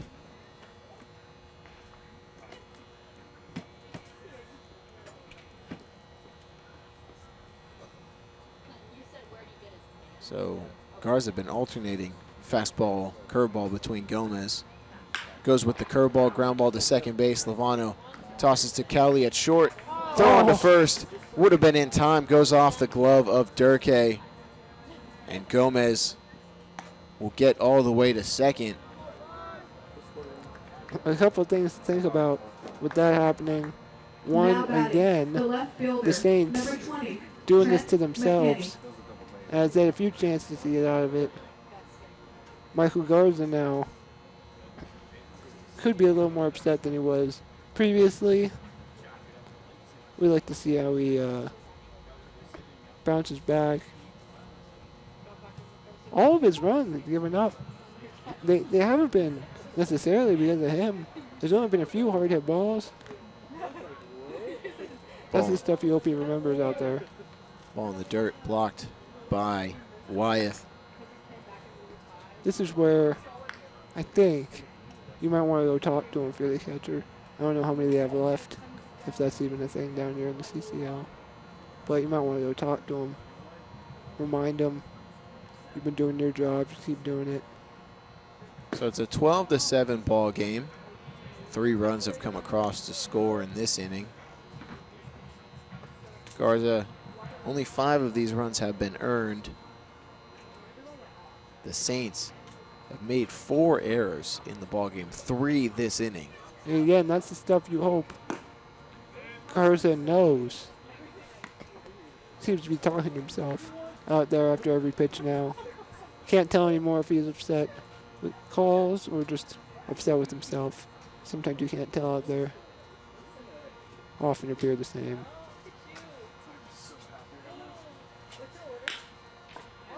Line drive over to second base.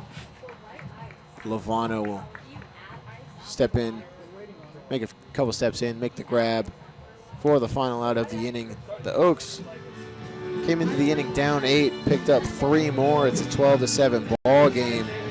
Don't go anywhere. You're listening to the Saints on YouTube Live. You're broadcasting home for Arroyo Seco Baseball.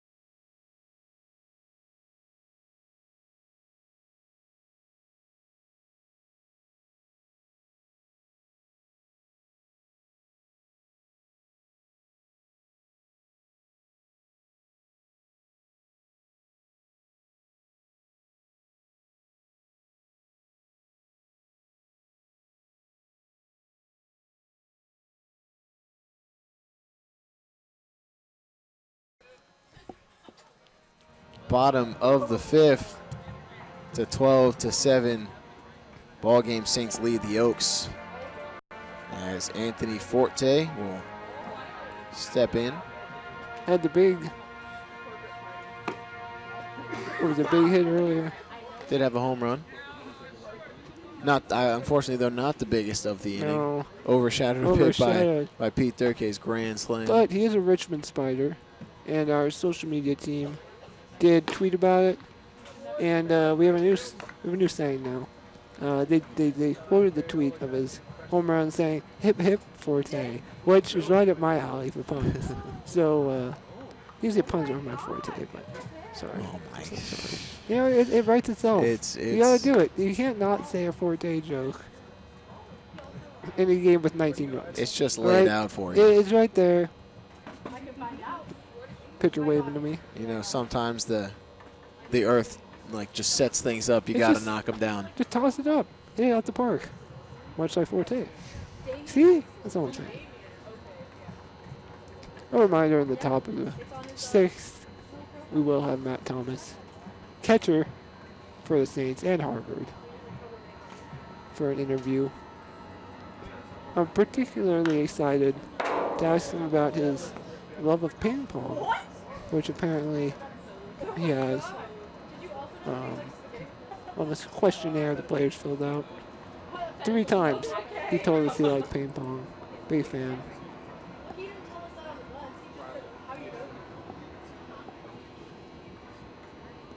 And that'll be the top half of the 6th next inning. Let's hope he remembers. It's been quite a long game so far. Fly ball into That's center true. field. That's- Hammonds move over and make the I catch. had not thought about that. It has happened The before. shortstop, number 21, Just, Drew Cowley. You know, kind of going through the ball game. It is, you know, you tell them an hour and a half before the game, hey, it's top of the 6th, and sometimes it just escapes their mind. 6 days later, it's the 5th inning, and could forget. Hopefully he comes over.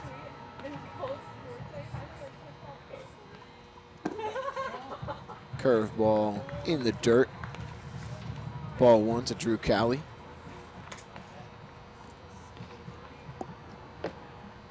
Got some nice new sponsors out there on the wall.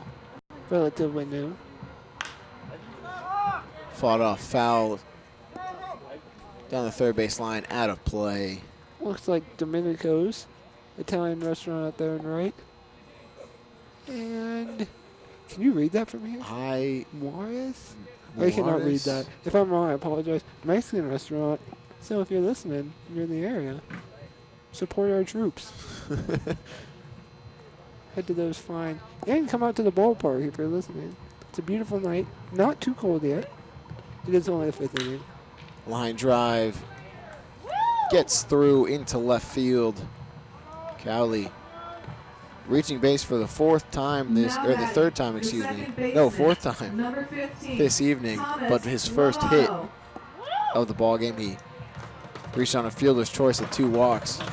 So after 4 at bats, he is 1 for 2.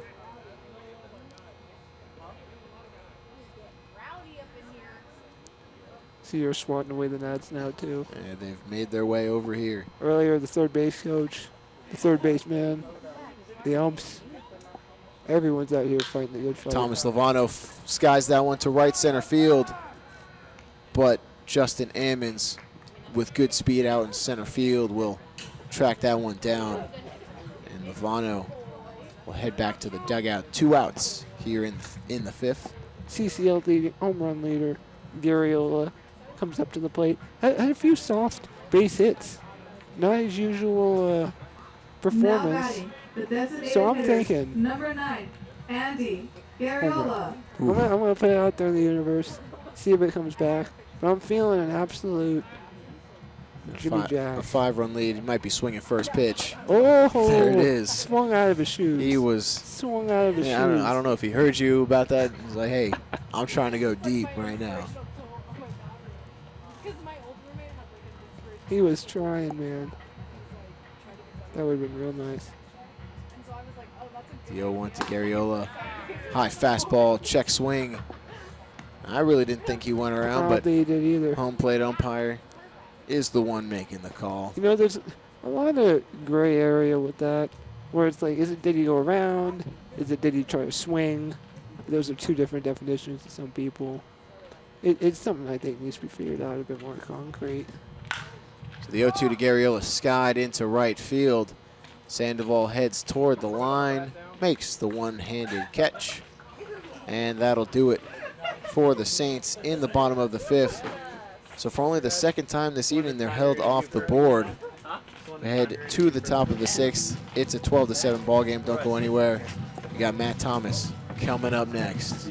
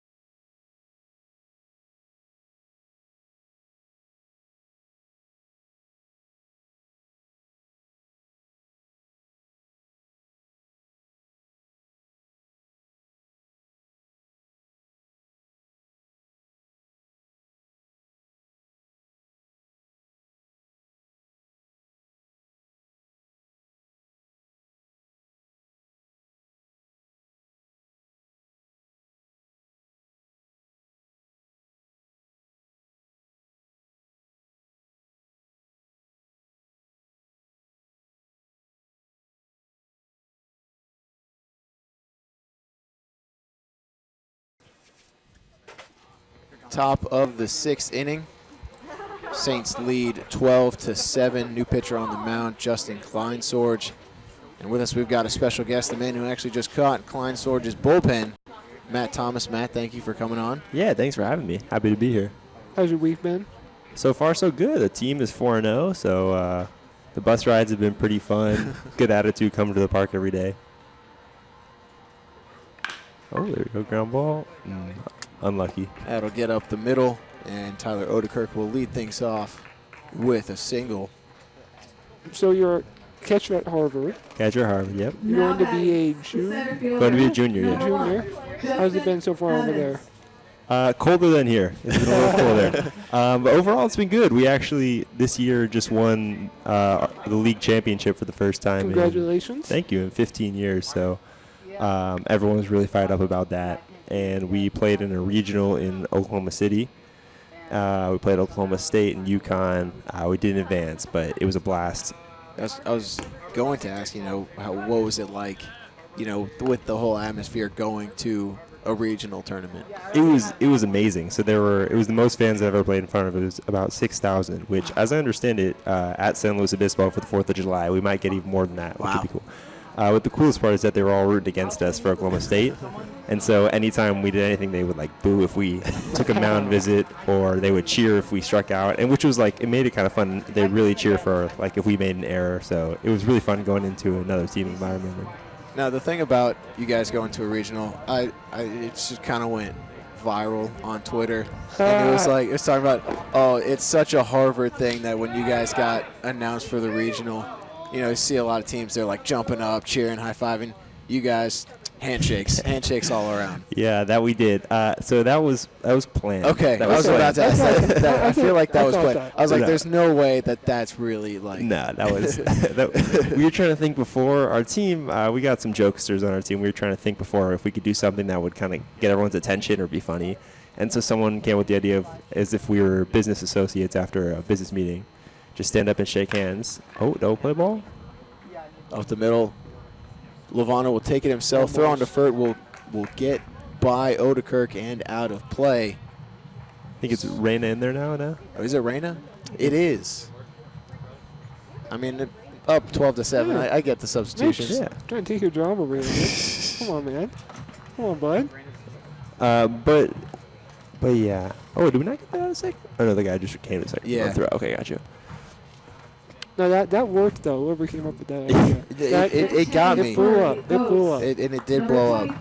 Yeah, no, we got a USA Today article about us. We were on Barstool's Instagram. A bunch of people DM me that post of myself, and I thought it was like 15 minutes of fame was fun for sure. So you're from around here. Yep. Right? Yeah, I'm living actually at home this summer. It's about a 30-minute drive into LA. So. And high school, you play at Harvard Westlake? Played at Harvard Westlake. Mm-hmm. Nearby. Yeah. Jamie Robertson, one of our pitchers, went to one of our rival high schools, Notre Dame. So, yeah. Okay. Yeah, I've had all of these umpires. They all know me from catching in high school. So, yeah, all the guys out on the bases today. Dax, Devin, Dale, I had them all. You know their names. Oh, yeah. Oh, yeah. No, I've been working with them for years. And when you catch a game with an umpire, you sit back there for a long time. So I just try and chat them up, get to know them a little bit.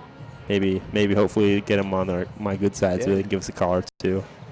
You mentioned that he was one of your rival schools, Notre Dame. Yep. How is the camaraderie with the team, with you specifically, since you guys are from all over the place? How is that? We're 18 games in. Yeah. How has that changed from the first week or two? I remember in the first game, it's definitely, I've seen everyone kind of grow and gel together, which has been awesome. I remember the first week, we'd be kind of like sitting in the pregame huddle, kind of waiting to go out, and coach would ask us, like, does anyone have anything? And people would just be sitting there silently, and he'd just be like, you guys just, guess you're really quiet. But since then, we've all kind of got to know each other better and really, like, have our own inside jokes and our own things that we give each other a hard time about. And so it's definitely been cool to see everyone be more and more comfortable as the games go on. So 6 days a week, we see each other a lot, especially guys who room together. So with all these new guys, if you have an answer, who would you say has been like your favorite pitcher to catch? My favorite pitcher to catch? Ooh. No one will hear. It's okay. We won't tell them. Yeah, I think they're listening in the bullpen right now, so I gotta be smart about this one. I guess I do. Everyone had. There's different reasons I like catching each guy for sure. Oh, runner. Good political answer. Yeah. Good. Some guys. So catching Trevor yesterday was fun. He was really on yesterday with his slider was good. In San Luis Obispo with the rowdy crowd was a good time. I caught Jamie last week against the MLB Academy, and it was the same sort of thing where he was really on and kind of in a groove. I caught Colin in a start where he was just guys when I can tell they kind of have their best stuff that day. It's been really fun catching them. But it's been like every guy, even just catching them in the bullpen, there's like it's fun kind of getting to know their pitches and what they like to do best. And hopefully they like it when I catch them. Safe answer. You're a political science major. Right? I am. And history? Political science and history, that's right. Double major at Harvard. Yeah, so it's one major there. It just combines those two things. Yeah. Oh. Yeah. Interesting. Yeah. Okay. What made you want to get into that type of field, history and poli sci? In high school, my favorite classes were U.S. history and U.S. government. And I was lucky to have really good teachers. Nice play, Drew. Heads up play. Ammon's rounding third because Robles, who came up empty, and Ammon's trying to round third, maybe score, but good backup from Cowley, able to catch Ammon's off guard, tag him out. Good play. Heads up play right there by Drew, yeah. But yeah, you're asking, so deciding, I guess in high school, those were my favorite classes, and it's kind of interesting to learn about things that like what we talk about when there's another election coming up. It's like, well, that's what we'll talk about in my classes, and it's fun kind of to keep up with current events. Nice off speed. But so, yeah, just kind of good teachers that I had in the past have really made it enjoyable for me to study those subjects, I would say. Now, outside of the classroom, if you don't mind, Mitch, real quick. No, go ahead. I noticed on your answer sheet for, like, your questions and responses, get to know you type deal, you listed, as one of your, real quick, We'll keep it going. One of your hobbies, like another half inning. Oh, yeah. Is that cool? Yeah, I'm happy to say Let's keep it Should we going. go to a break? No, we'll keep it going. Oh, okay. Let's just keep it going. One of your hobbies you listed as ping pong. Ping pong, And yep. one of your Olympic favorite sports Yep. is ping pong. Yep. And something else, one of your favorite sports in general, ping pong. Yep, that's I true. need to know the story behind this. Yeah, so I have 3 siblings, 2 brothers, and so me, my 2 brothers, and my dad, we had a ping pong table growing up, and my dad actually played ping pong for a year in college, so he was like pretty good. Knew his way around, and so me, my two brothers, and my dad would just spend all kinds of time, all the afternoon, playing ping pong on this table we had in our backyard. It was really competitive, a lot of trash talk going back and forth. And so I just played a ton of ping pong, and it was like one of my favorite things to do. And funny enough, my freshman year of college, a kid who lived in my dorm, he became one of my closest friends and is now one of my roommates. We both figured out the first week that we loved to play ping pong together. So that was how our friendship, the only reason we were friends is because we would just spend like 3 nights a week, our study break, we'd be playing ping pong together. Yes. Nice. And we counted, in freshman year we played over 300 games of ping pong. We kept track. 300? Yeah, so that's why we love playing, and I love playing when I'm at home with my siblings and my dad, and then when I'm at school with my roommates. Wow. So yeah, it's a good study break. Who's the best in your family? My dad was for a long time. Recently, I've gotten him a couple times. Nice. So, but my little brother's getting good too, and my older brother's very solid and consistent. So, it's always competitive. Multi-sport athlete, Matt Thomas. Looking at your bio, no, you're in an athletic family, and you're in a smart family. So you go to Harvard, you play baseball. Yeah. Your sister went to Harvard, ran track. Yep. And your dad, I forget exactly what he did, some sort of sport. Tennis, yeah. But tennis. But he went to Yale. Yeah, yep. Unfortunately, yeah. So bit of in-house rivalry. How did you end up saying, hey, Harvard's where I'm going to go? So the recruiting process took care of that for me, actually. When I was playing baseball in high school, either Harvard or Yale I would have loved to go to, and I went to a couple showcases where both coaches were there, and it ended up working out where I had more exposure with the Harvard coach, and they were more interested in having me come to play there than I was with the Yale coach. The Yale coach didn't reciprocate it, unfortunately, so it just kind of worked out that Harvard, it looked like I was going to be able to play there. So yeah, that's kind of how the decision kind of worked out. Was that the dream for a while? Yeah, it's definitely when I realized that I actually had the opportunity to make it happen. I kind of knew, I was like, I think this is what I want to do. So I felt really lucky that it kind of came together. Good take. 4-pitch walk There we go. to Pete Durkee to start the inning. You mentioned you were a Dodger fan, right? Big Dodger fan, yeah. How are you liking the season so far? They're doing pretty well. I think they're up by like 11 games or so in the division. I think they were losing in the 9th earlier today. But it's been a blast following them. Cody Bellinger looks like he could be the MVP. Hyunjin Ryu looks like he could be the Cy Young. They got a lot of good young guys. I was over here thinking they'd be worse this year, too. Yeah, I know. Just as good.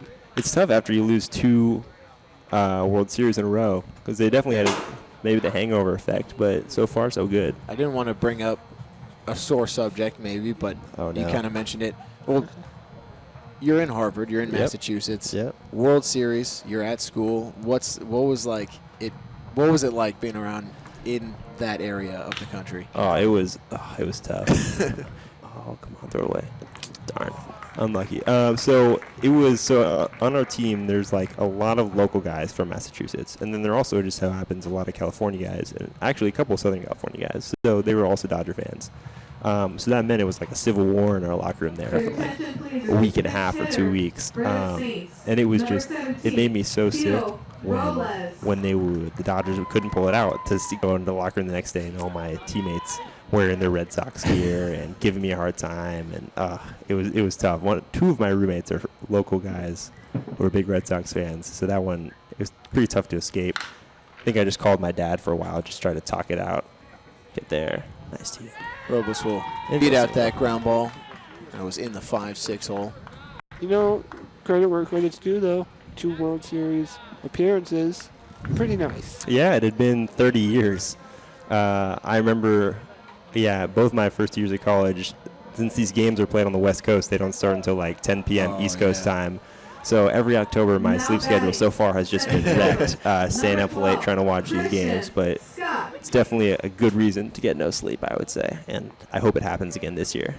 Now, switching gears a bit from baseball, it's a question that we'll ask anyone who comes on the show, or like the interview. That's a show. So if you could have one pregame meal, one meal for the rest of your life, playing baseball or whatever, what would it be? One meal. One meal. That's okay. That's easy. So it would be definitely have to be something my mom made. Her meals are the best, and I would say she makes this one chicken piccata. So it's chicken that she breads with lemon sauce. Ooh, okay. And oh man, whenever I come home, it's the first meal. Didn't even flinch. Nice, Tyler. Nice.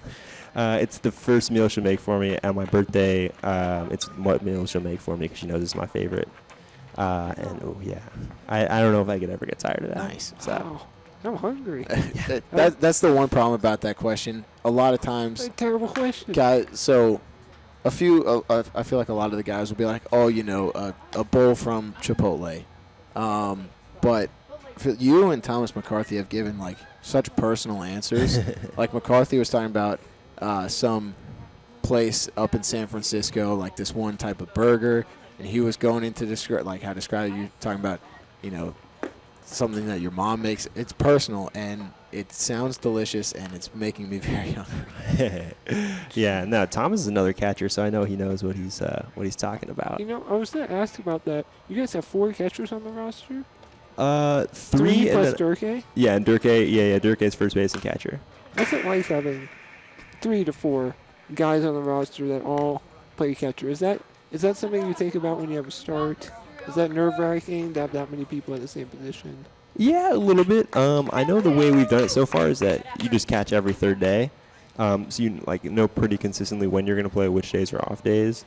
And so I'd say it's more kind of like so far it's been really great with Thomas and Jacob. It's been a really positive atmosphere. We're rooting for each other. Like I know today Jacob's been in there, and I think he might have a coach here watching him, and so who might be asking him to. And so we've really kind of like just been rooting for each other and celebrating each other's successes. And it's also definitely nice on days you're not catching to have another guy help you out in the bullpen. Yeah. catch the guys coming in. Talk about strategy too, stuff like that. Yeah. It's been fun. We spent a lot of time together, whether it's sitting in the bullpen or putting the field back together after the game, dragging the tarp around. So far, I didn't know Jacob or Thomas coming in, and it's been a blast getting to know them and kind of working with them. And then definitely we've learned from each other, I would say, kind of help make each other better. So, yeah. Nice. All right. Well, I think after a full inning, it's going to be time to let you go. Yeah. But we all appreciate you coming on. Thank you so much. No, thank you for having me. This was a blast. It was a great interview. Love it. Thanks for coming on. Good luck out there. We'll be rooting for you. Man. Thank you. And if you ever want to have me back, I'm always happy. Always happy to stop by. I just have to. But all right, guys, take care. Thank you.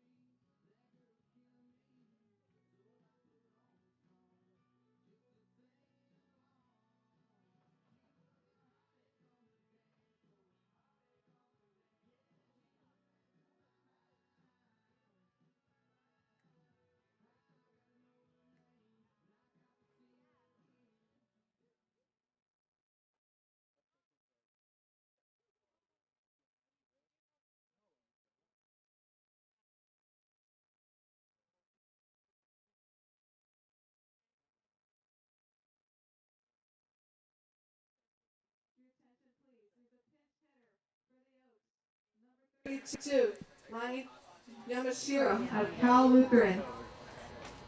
Top of the 7th inning, pinch hitter for the Oaks, Ryan Yamashiro. Plays at Cal Lutheran for his collegiate career. Oh, ground ball to shortstop. Looked to be an easy ground ball out, but kicks the lip of the grass and jumps over Cowley's head at short. So Yamashiro will pick himself up a single to lead things off. And shout out to Matt Thomas Shout out. for such a nice interview. Such a nice guy. I've been able to talk to him before a few games, get to know him a little more. I am thrilled for my first time behind the mic, able to interview that guy. And once again, thank you to Matt Thomas. A great interview. Now I'm hungry, though. I'm actually hungry. And it's what happens. It's his fault, man. And That's your fault.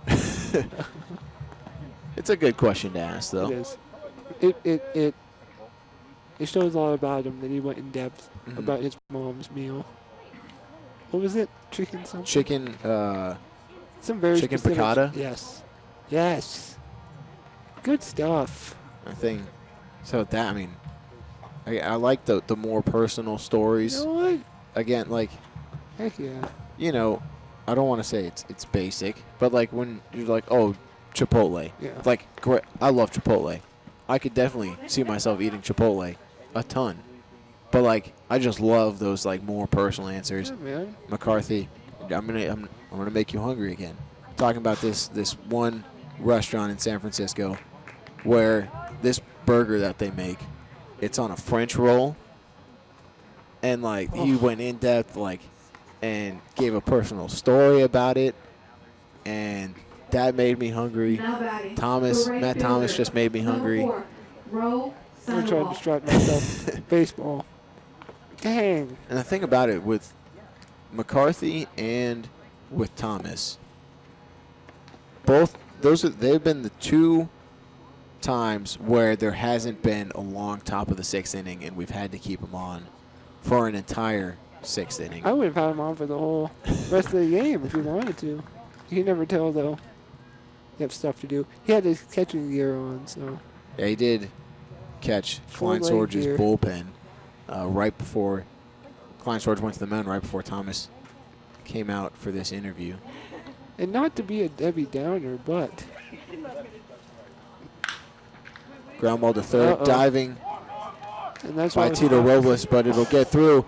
And a misplay once again from Nolan Tressler will allow Yamashiro to come around and score. The third base coach was going to hold him up. But with the ball getting by Tressler, Yamashiro again will come around to score second and third with nobody out. It's a 12-8 score now in this ball game. And unfortunately, I was about to say we're one base hit away from making it quite the interesting ball game. Sure enough, Now batting. The designated hitter. runners number now. 10, Second Ramon and third, no Gomez. outs. Only down by 4. Not the position you want to be in if you're the Saints. We're up by 7. 8. What's up by 8? The Saints were up 12-4 after 4 innings. Oaks cut the lead in half.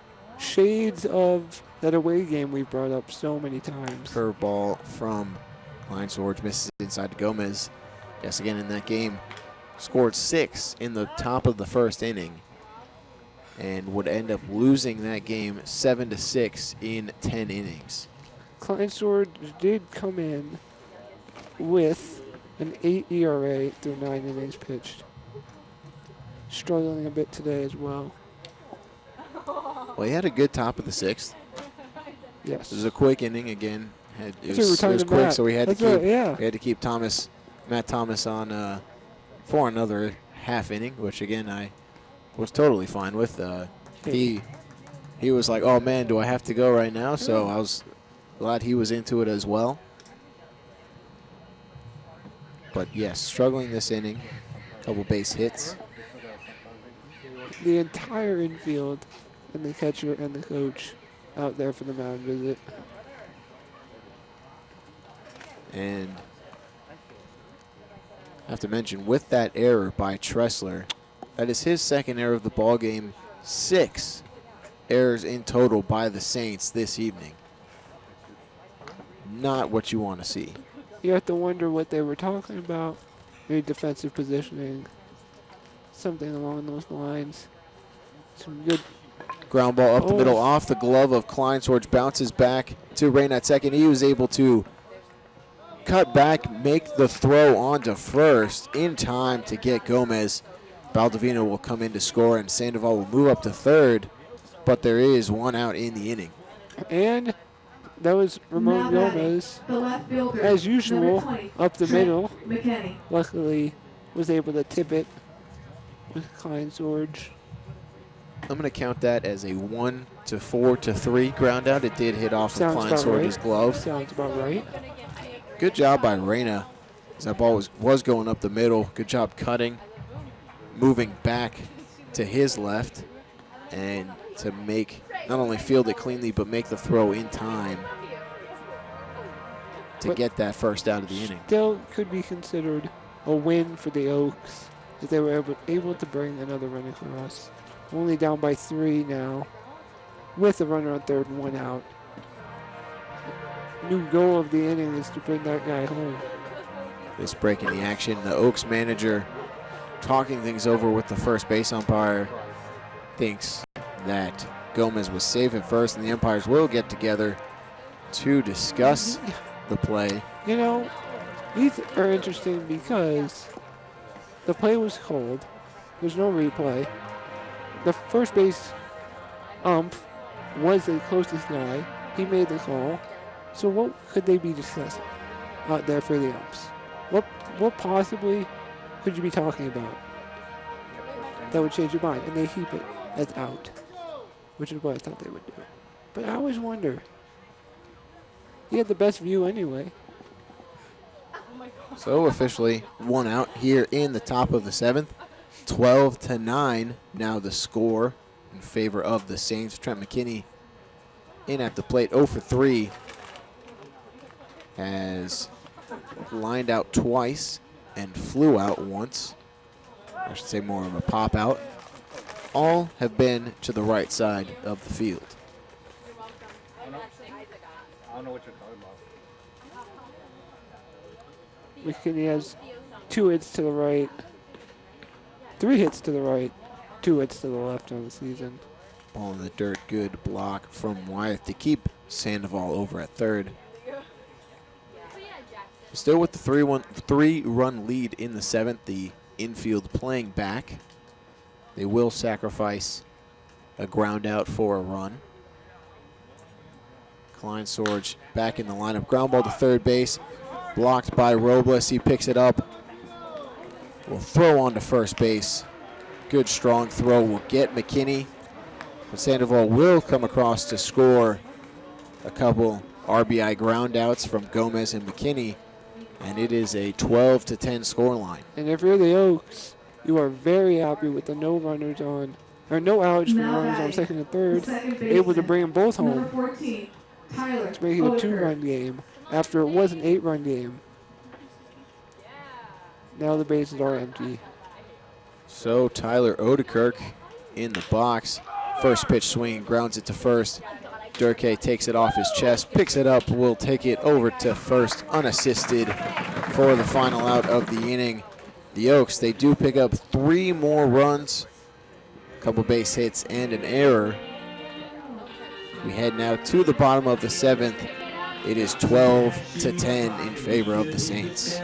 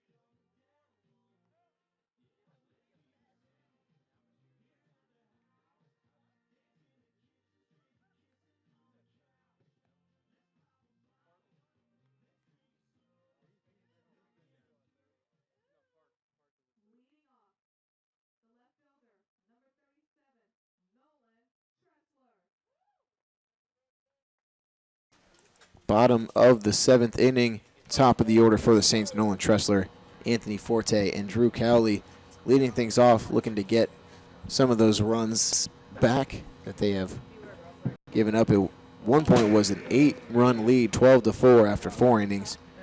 It's now only a 2-run lead, 12-10 right now in the bottom of the 7th. Pitching change for the Oaks, Angus Denton on to relieve Guillermo Pinedo. A couple of defensive substitutions, too. Jalen Parks at third. Yamashiro at first. Nico Lima nowhere to be seen. But you wonder why. Undisputably their best player. Have to wonder why they'd be taken out right now. Such a close game.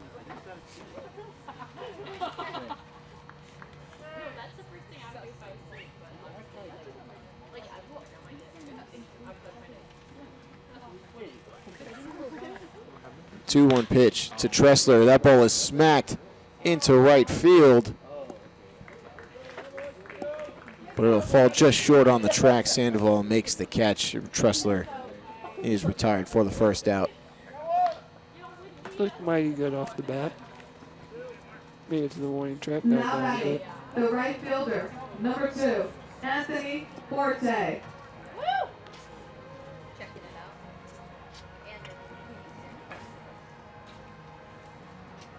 So also with the defensive changes, Pinedo will actually move from the mound to behind the plate. Interesting move.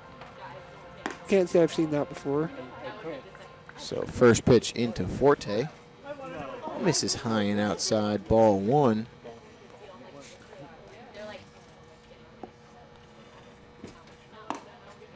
Denton, a sidewinder.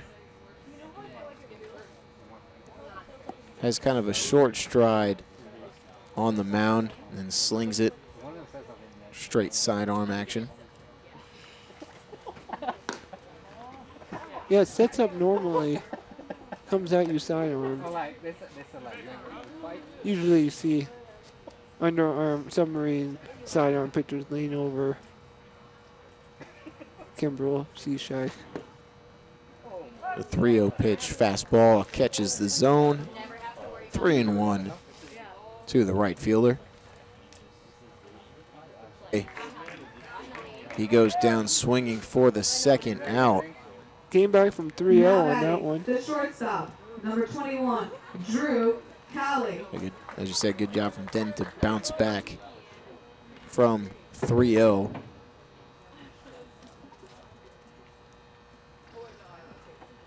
So Drew Cowley in for his 5th plate appearance. Only his 2 official at-bats in the ballgame.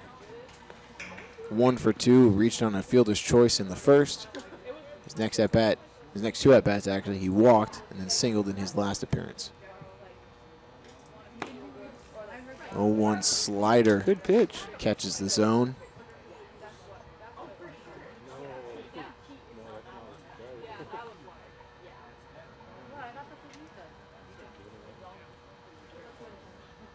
The 0-2 pitch fouled off. Back to the left side off the fence. After the big 7-run 4th inning, you hope the Saints didn't just sit back, give up a little bit offensively, thinking this was in the bag. Another 0-2 delivery, slider smacked into right field. A line drive single from Cowley. Takes a big turn but holds up at first. You know, coming up in both the majors and the CCL, we have the All-Star game. July 10th is ours. Not sure when the majors is. But David Reyna. We play at, I think it's the MLB Academy. We play at place the MLB Academy in Compton. Now, my question to you, who on our team is deserving of the All-Star team? For starters, Garriola and Thomas Lovano, as David Reyna, who has been in the ball game for Lovano, swings and misses at the first pitch. Right now, I'd say Lovano and Garriola for sure. Anthony Forte making a case for himself as of late, leading our team in OPS. The only concern I have with that is this is his 10th game, and while he is batting over 400, I mean, it's we've only played 18, that's true. He's played in half the but you're games. right. Now, kind of speaking about that, moving on to the MLB All-Star Game, the starters were announced on Thursday. The finalists, the 3 starter finalists, were announced a few days before. That 1-2 slider misses inside. Now, I think they did a good job at trying to fix the voting process, but I still think were there who shouldn't have been runner on the move, and he will slide in safely at second. Cowley picking himself up a stolen base.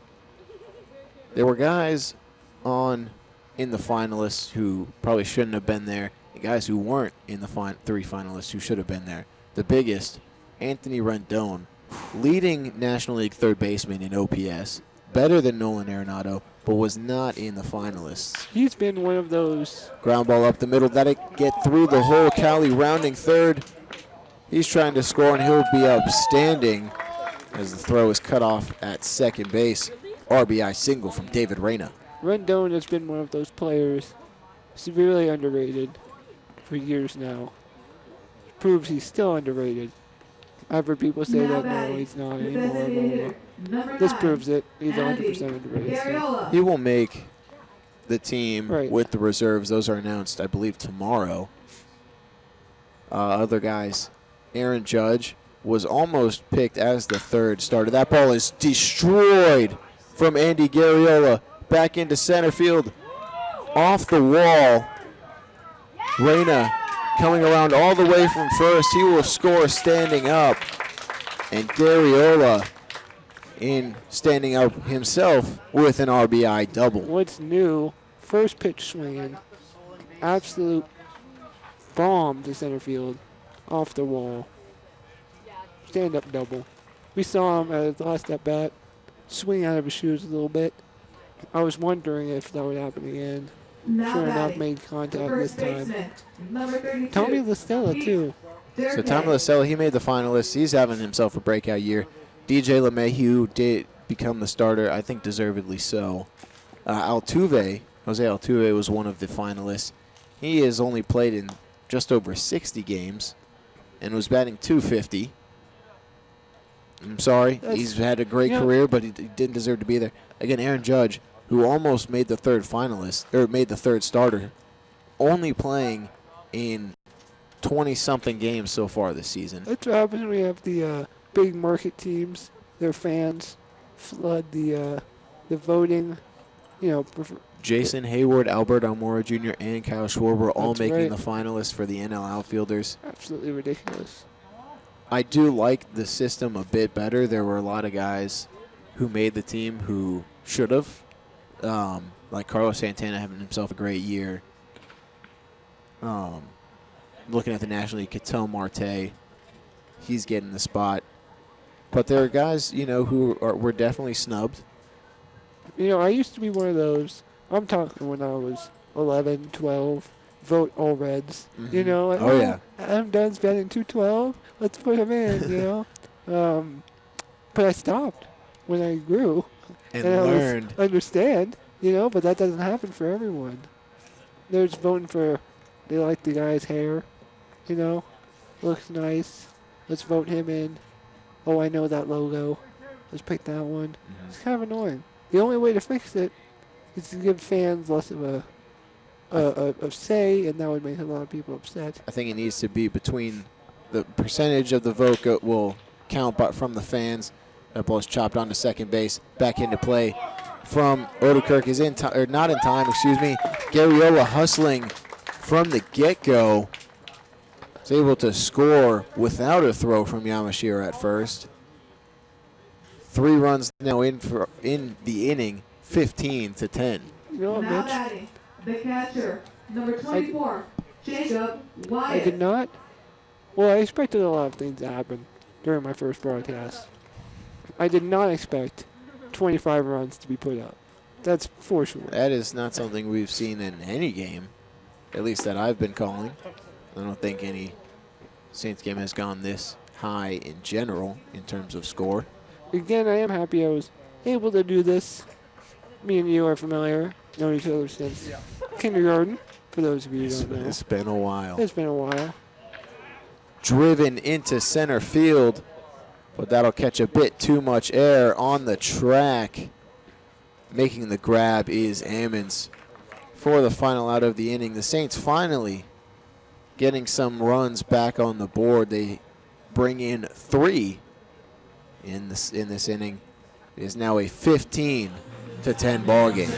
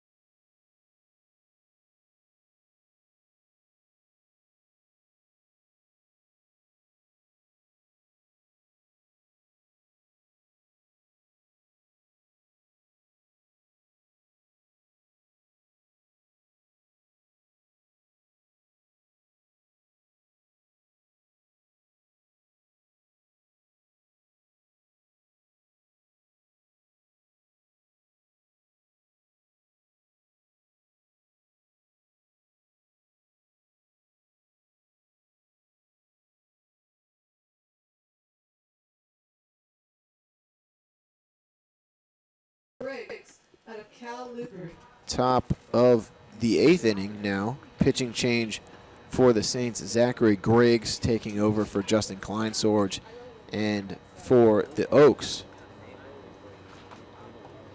they're running with a pinch hitter, Alexander Briggs, taking over for Justin Ammons. Fun little Tim Kirchman moment. Number 11 coming in to pitch against another pinch hitter, number 11. And both subs. Both stubs. Never seen that before. Out the first today. You know, it's 15-10. He scored 25 runs in this game. 8th inning. I want to ask you a question. Favorite sports movie of all time? Wow. That is quite the question. It's a question. I know your answer. You do. I do. It is Remember the Titans. It is. For those who do not know. My favorite sports movie. I feel like I have to stick with The Sandlot. Fair. I mean, I've been a big baseball fan my whole life, and that was probably the first baseball movie I'd really seen and got into when I was a kid, and it's just stuck with me. It's definitely my favorite baseball movie. I think I would agree. Favorite baseball movie for sure. I mean, I am even rocking PF Flyers. You are wearing PF Flyers right now. I've been wearing PF Flyers for the last couple years. Great shoes. Durable. Griggs does have 5 innings pitched on the season with a 9 ERA. 5 earned runs allowed. Full count pitch to Briggs. Swung on and missed for the first out of the inning. Now, you mentioned number 11, the new pitcher coming in for facing number 11, the new batter, Griggs and Briggs. It didn't even connect to me until right now. You serious? Griggs just struck out Briggs. It doesn't get any more baseball than that. Number 11 Griggs coming in out of the bullpen to pitch against a pinch hitter. Number 11 Briggs. It lots of stuff writing itself today. Lots of stuff. Now, if you want to get even deeper with it, No. Zachary, shortened to Zach. Alexander, always shortened to Alex. All right, that's a stretch. That's a stretch. But I respect it. He gets both the names start with 4 letters, if you shorten it. And I mean, let's be honest. Who really called? I bet it's probably like only his parents calling him Zachary or Alexander. Yeah. Something to think about. All right. Hey, I'm all for those Tim Kirchin, you know, only a lefty on a Wednesday when it's cloudy to pitch 6 pitches, those type of stats, you know? The 2-1 to Jalen Parks. Misses low. 3-1. And if you're just joining us, you see we've given up 10 runs. You think it's, our pitching, blah, blah, blah. Our pitching today has been okay. We have 6 errors, though. That's where the majority of our problems are coming in. And a walk, again. Walks and errors today have been really killing the Saints. The line score currently, the Oaks, 10 runs on 11 hits. They have made 1 error and then have left 5 men on base. The Saints, 15 runs on 18 hits, 6 errors, and they left 7 men on base. Pinch hitter Daniel Krasnick will be filling in. It was the spot of Nico Lima, but Nico Lima was replaced defensively by Yamashiro, who came in as a pinch hitter for a different batter. And now whoever had filled that spot in the order at that point is now being pinch hit for by Krasnick. It was Guillermo Pinedo. He had come in to catch. The 2-0 now to Krasnick is in for a strike. Krasnick himself is a catcher, so he will go back out on defense. So going back, Yamashiro pinch hit for the catcher, Castro. Yamashiro then defensively went in for Nico Lima at first base. But there was a new pitcher which pushed Pineda to behind the plate. And now Krasnick getting the opportunity to hit for Pineda. Lots of changes. Now, I will double check this, but I'm sure. Swung on and missed. Strike 3. Krasnick goes down swinging for the second out of the inning. 25 runs in the game is, in fact, the season high for a Saints game. Now batting, number 32, Ryan Second to Yamashiro. 16. 16, yep. And that Big was this jump. past Thursday. Yep. Big jump today in runs. And we mentioned errors for the Saints. On the flip side, their bats have been the ones doing the work with 2 homers, lots of extra base hits. Only 1 error for the Oaks. Tale of 2 ball games on each side.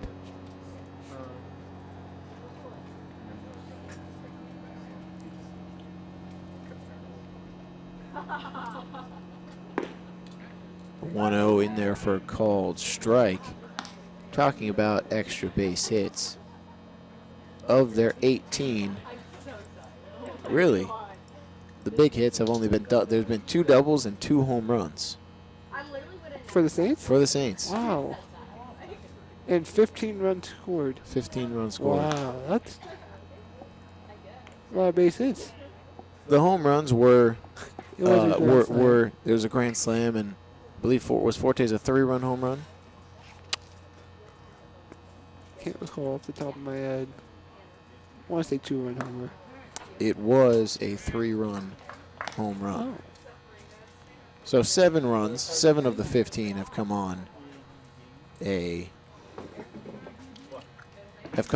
through the long ball.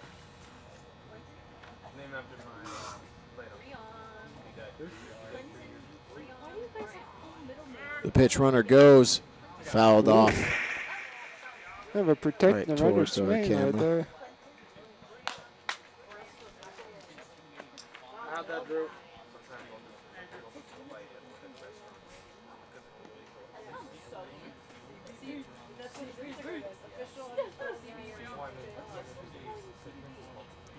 So Griggs did pitch in that Thursday matchup against the Barons where there were 16 total runs scored. He gave up a few. Struggled with his command that outing. It's that 2-2 slider misses wide. Full count here with 2 outs. So Parks at first will be on the move.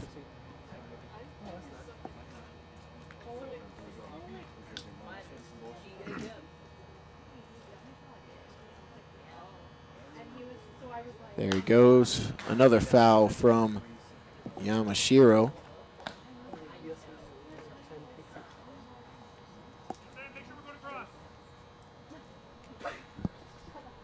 So talking about there being 25 runs scored in this game, it has been 2 hours and 45 minutes up to this point. I was just trying to figure that one out.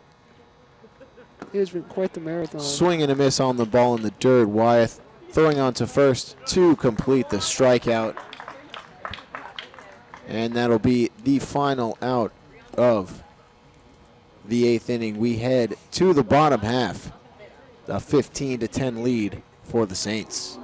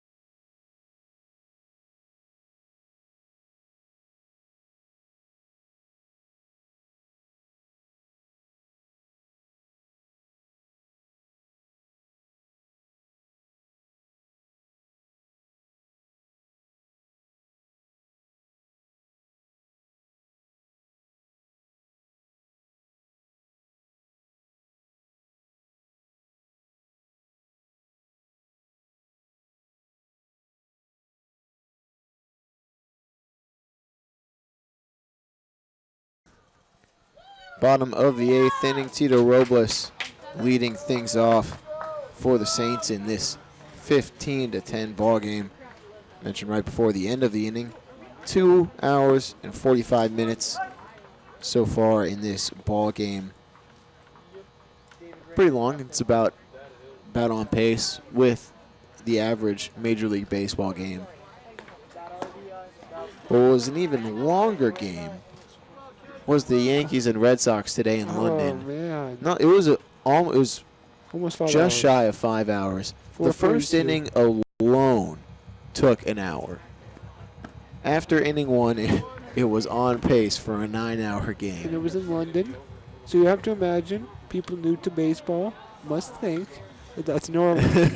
And unfortunately for them, if they like offense, they're mistaken.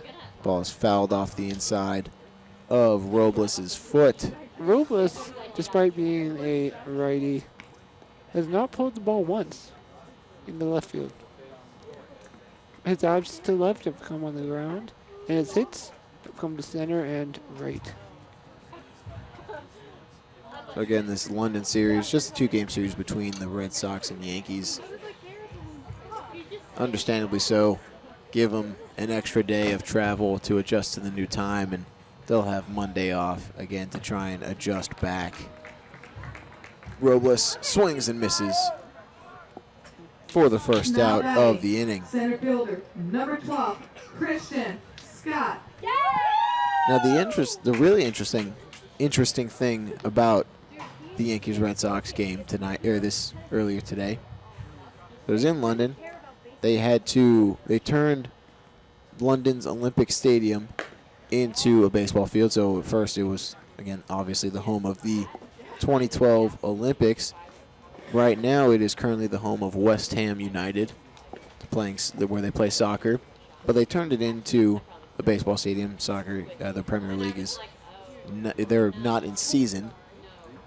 But the dimensions, it was normal, I would say normal depths down the right field line, down the lines, and in the power alleys. I think it was about 385 to left center and right center, a bit deep. But in center, it was also about 385. They tried to adjust for that by raising what was a 16-foot wall in center. Huh. And I saw some tweets before the game as that ball was grounded to the left side, fielded by Parks. Strong throw on the first, gets Scott by a step at the most. 2 outs. Now batting. So I saw a tweet before the game saying the over-under was 11.5. And he was saying even though like it is kind of shallow in center with the tall wall and the rest of the dimensions, it's gonna be it's like a pitcher's ballpark. Freezing cold take. That tweet did not age well. The ball was fouled off Another up fan in front of us. calling it. So that tweet did not age well. That man, depending on how many people followed his advice to put down a bet on the under, could have cost a lot of people some money. That's a safe bet if you think about it. It is. It makes sense. But alas, prove the fool. But 12, they not only did they score more than they scored over the 11.5, they beat the over-under in the first inning. 12 runs scored in the first, a 6-6 ball game. Lots of people turned it off, I'm sure. Lots of people who bet just over it. What a game.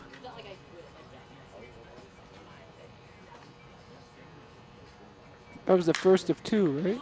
Oh, skied. Right at third base, actually, Parks will call off Baldovino. Make the grab for the final out of the inning.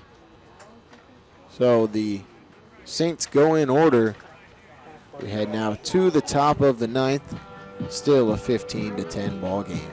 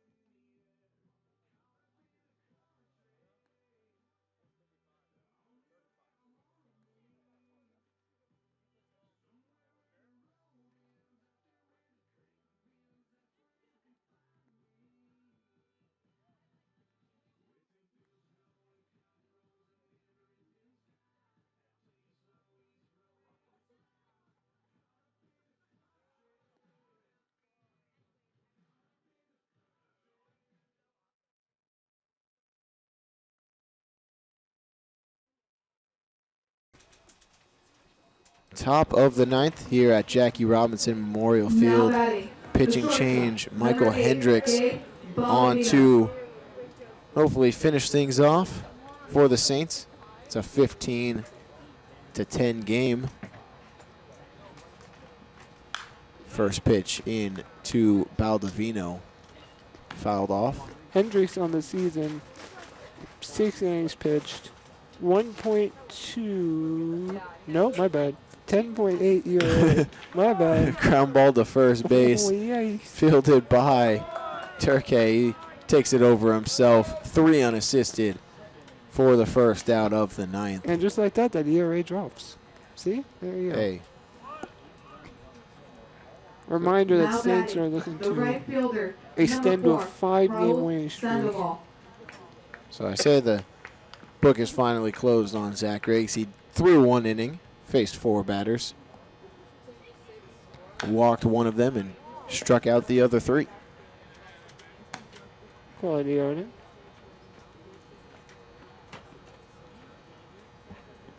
So Sandoval 2 for 3 on the ball game. 2 singles, a ground out, and a walk.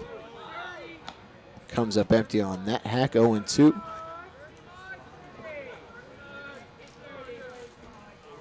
We've seen the Oaks fight back in this game before. No reason to think we should be too comfortable right now. So 1-2 count to Sandoval. The Saints have never trailed in this ball game, although the Oaks have come close to tying it a few times. So after the Oaks took a after the Saints took a 5-0 lead, swing and miss on a good curveball from Hendricks. 2 down now here in the 9th. And not that I would ever count outs, but if I were counting outs, 1 out away from a 5-game winning streak in this marathon Now batting, 25 the designated run hitter, game. number 10, Ramon Gomez. So as I was saying before the strikeout, the Saints, they took a 5-0 lead after 2 innings. And then in the top of the 4th, the Oaks picked up 4. So it was a 5-4 game. But then in the bottom of the 4th, the Saints scored 7 of their own to make it 12-4. But then over the next couple innings, the Oaks picked up 6 more to make it a 12-10 ball game. So again, they were crawling back. And then in the bottom of the 7th, Saints put up another 3 spot. And so that's how it's been ever since, 15-10. 2 strikes to Ramon Gomez down to the final strike. Ball in the dirt.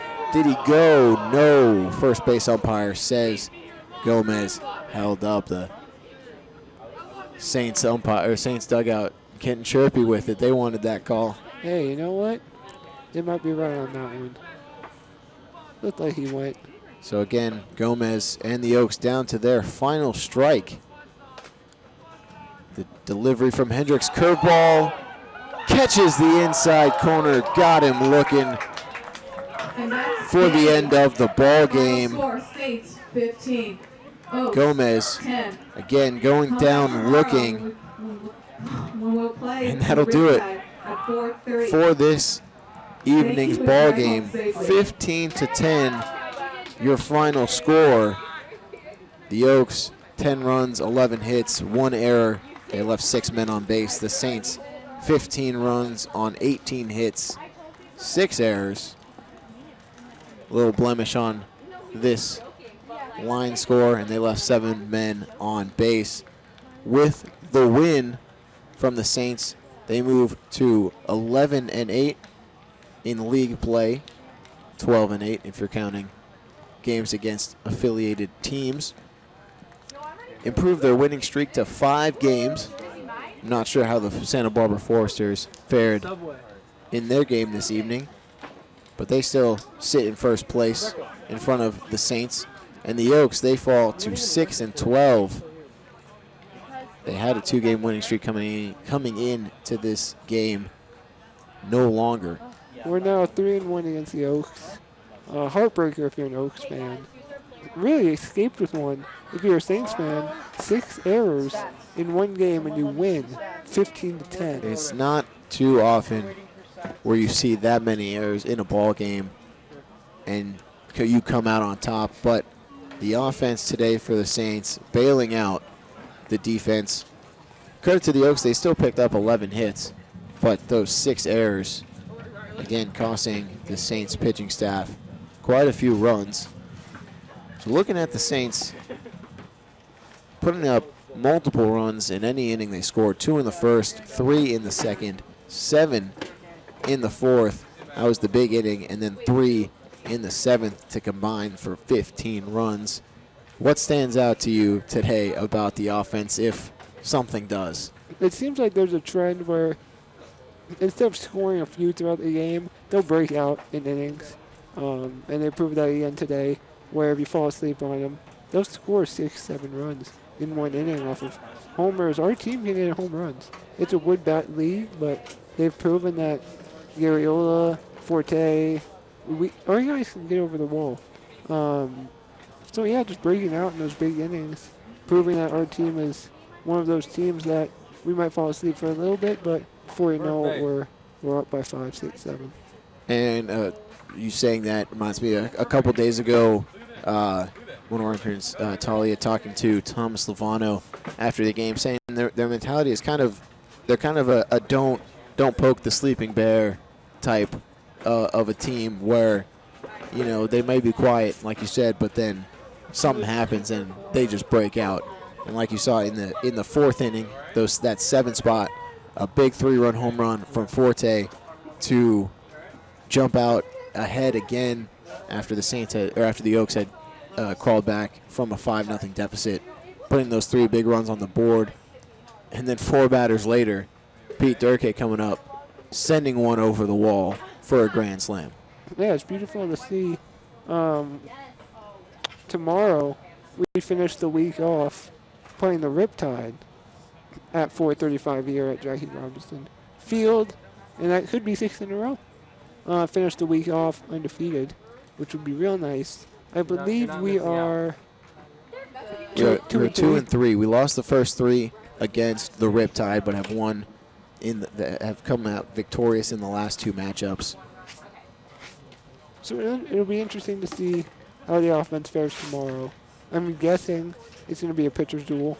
It's not going to be 15-10 again. You know, hot take, right? But I think we're going to come back tomorrow. It's going to be one of those 3-2, like 4-3 ball games.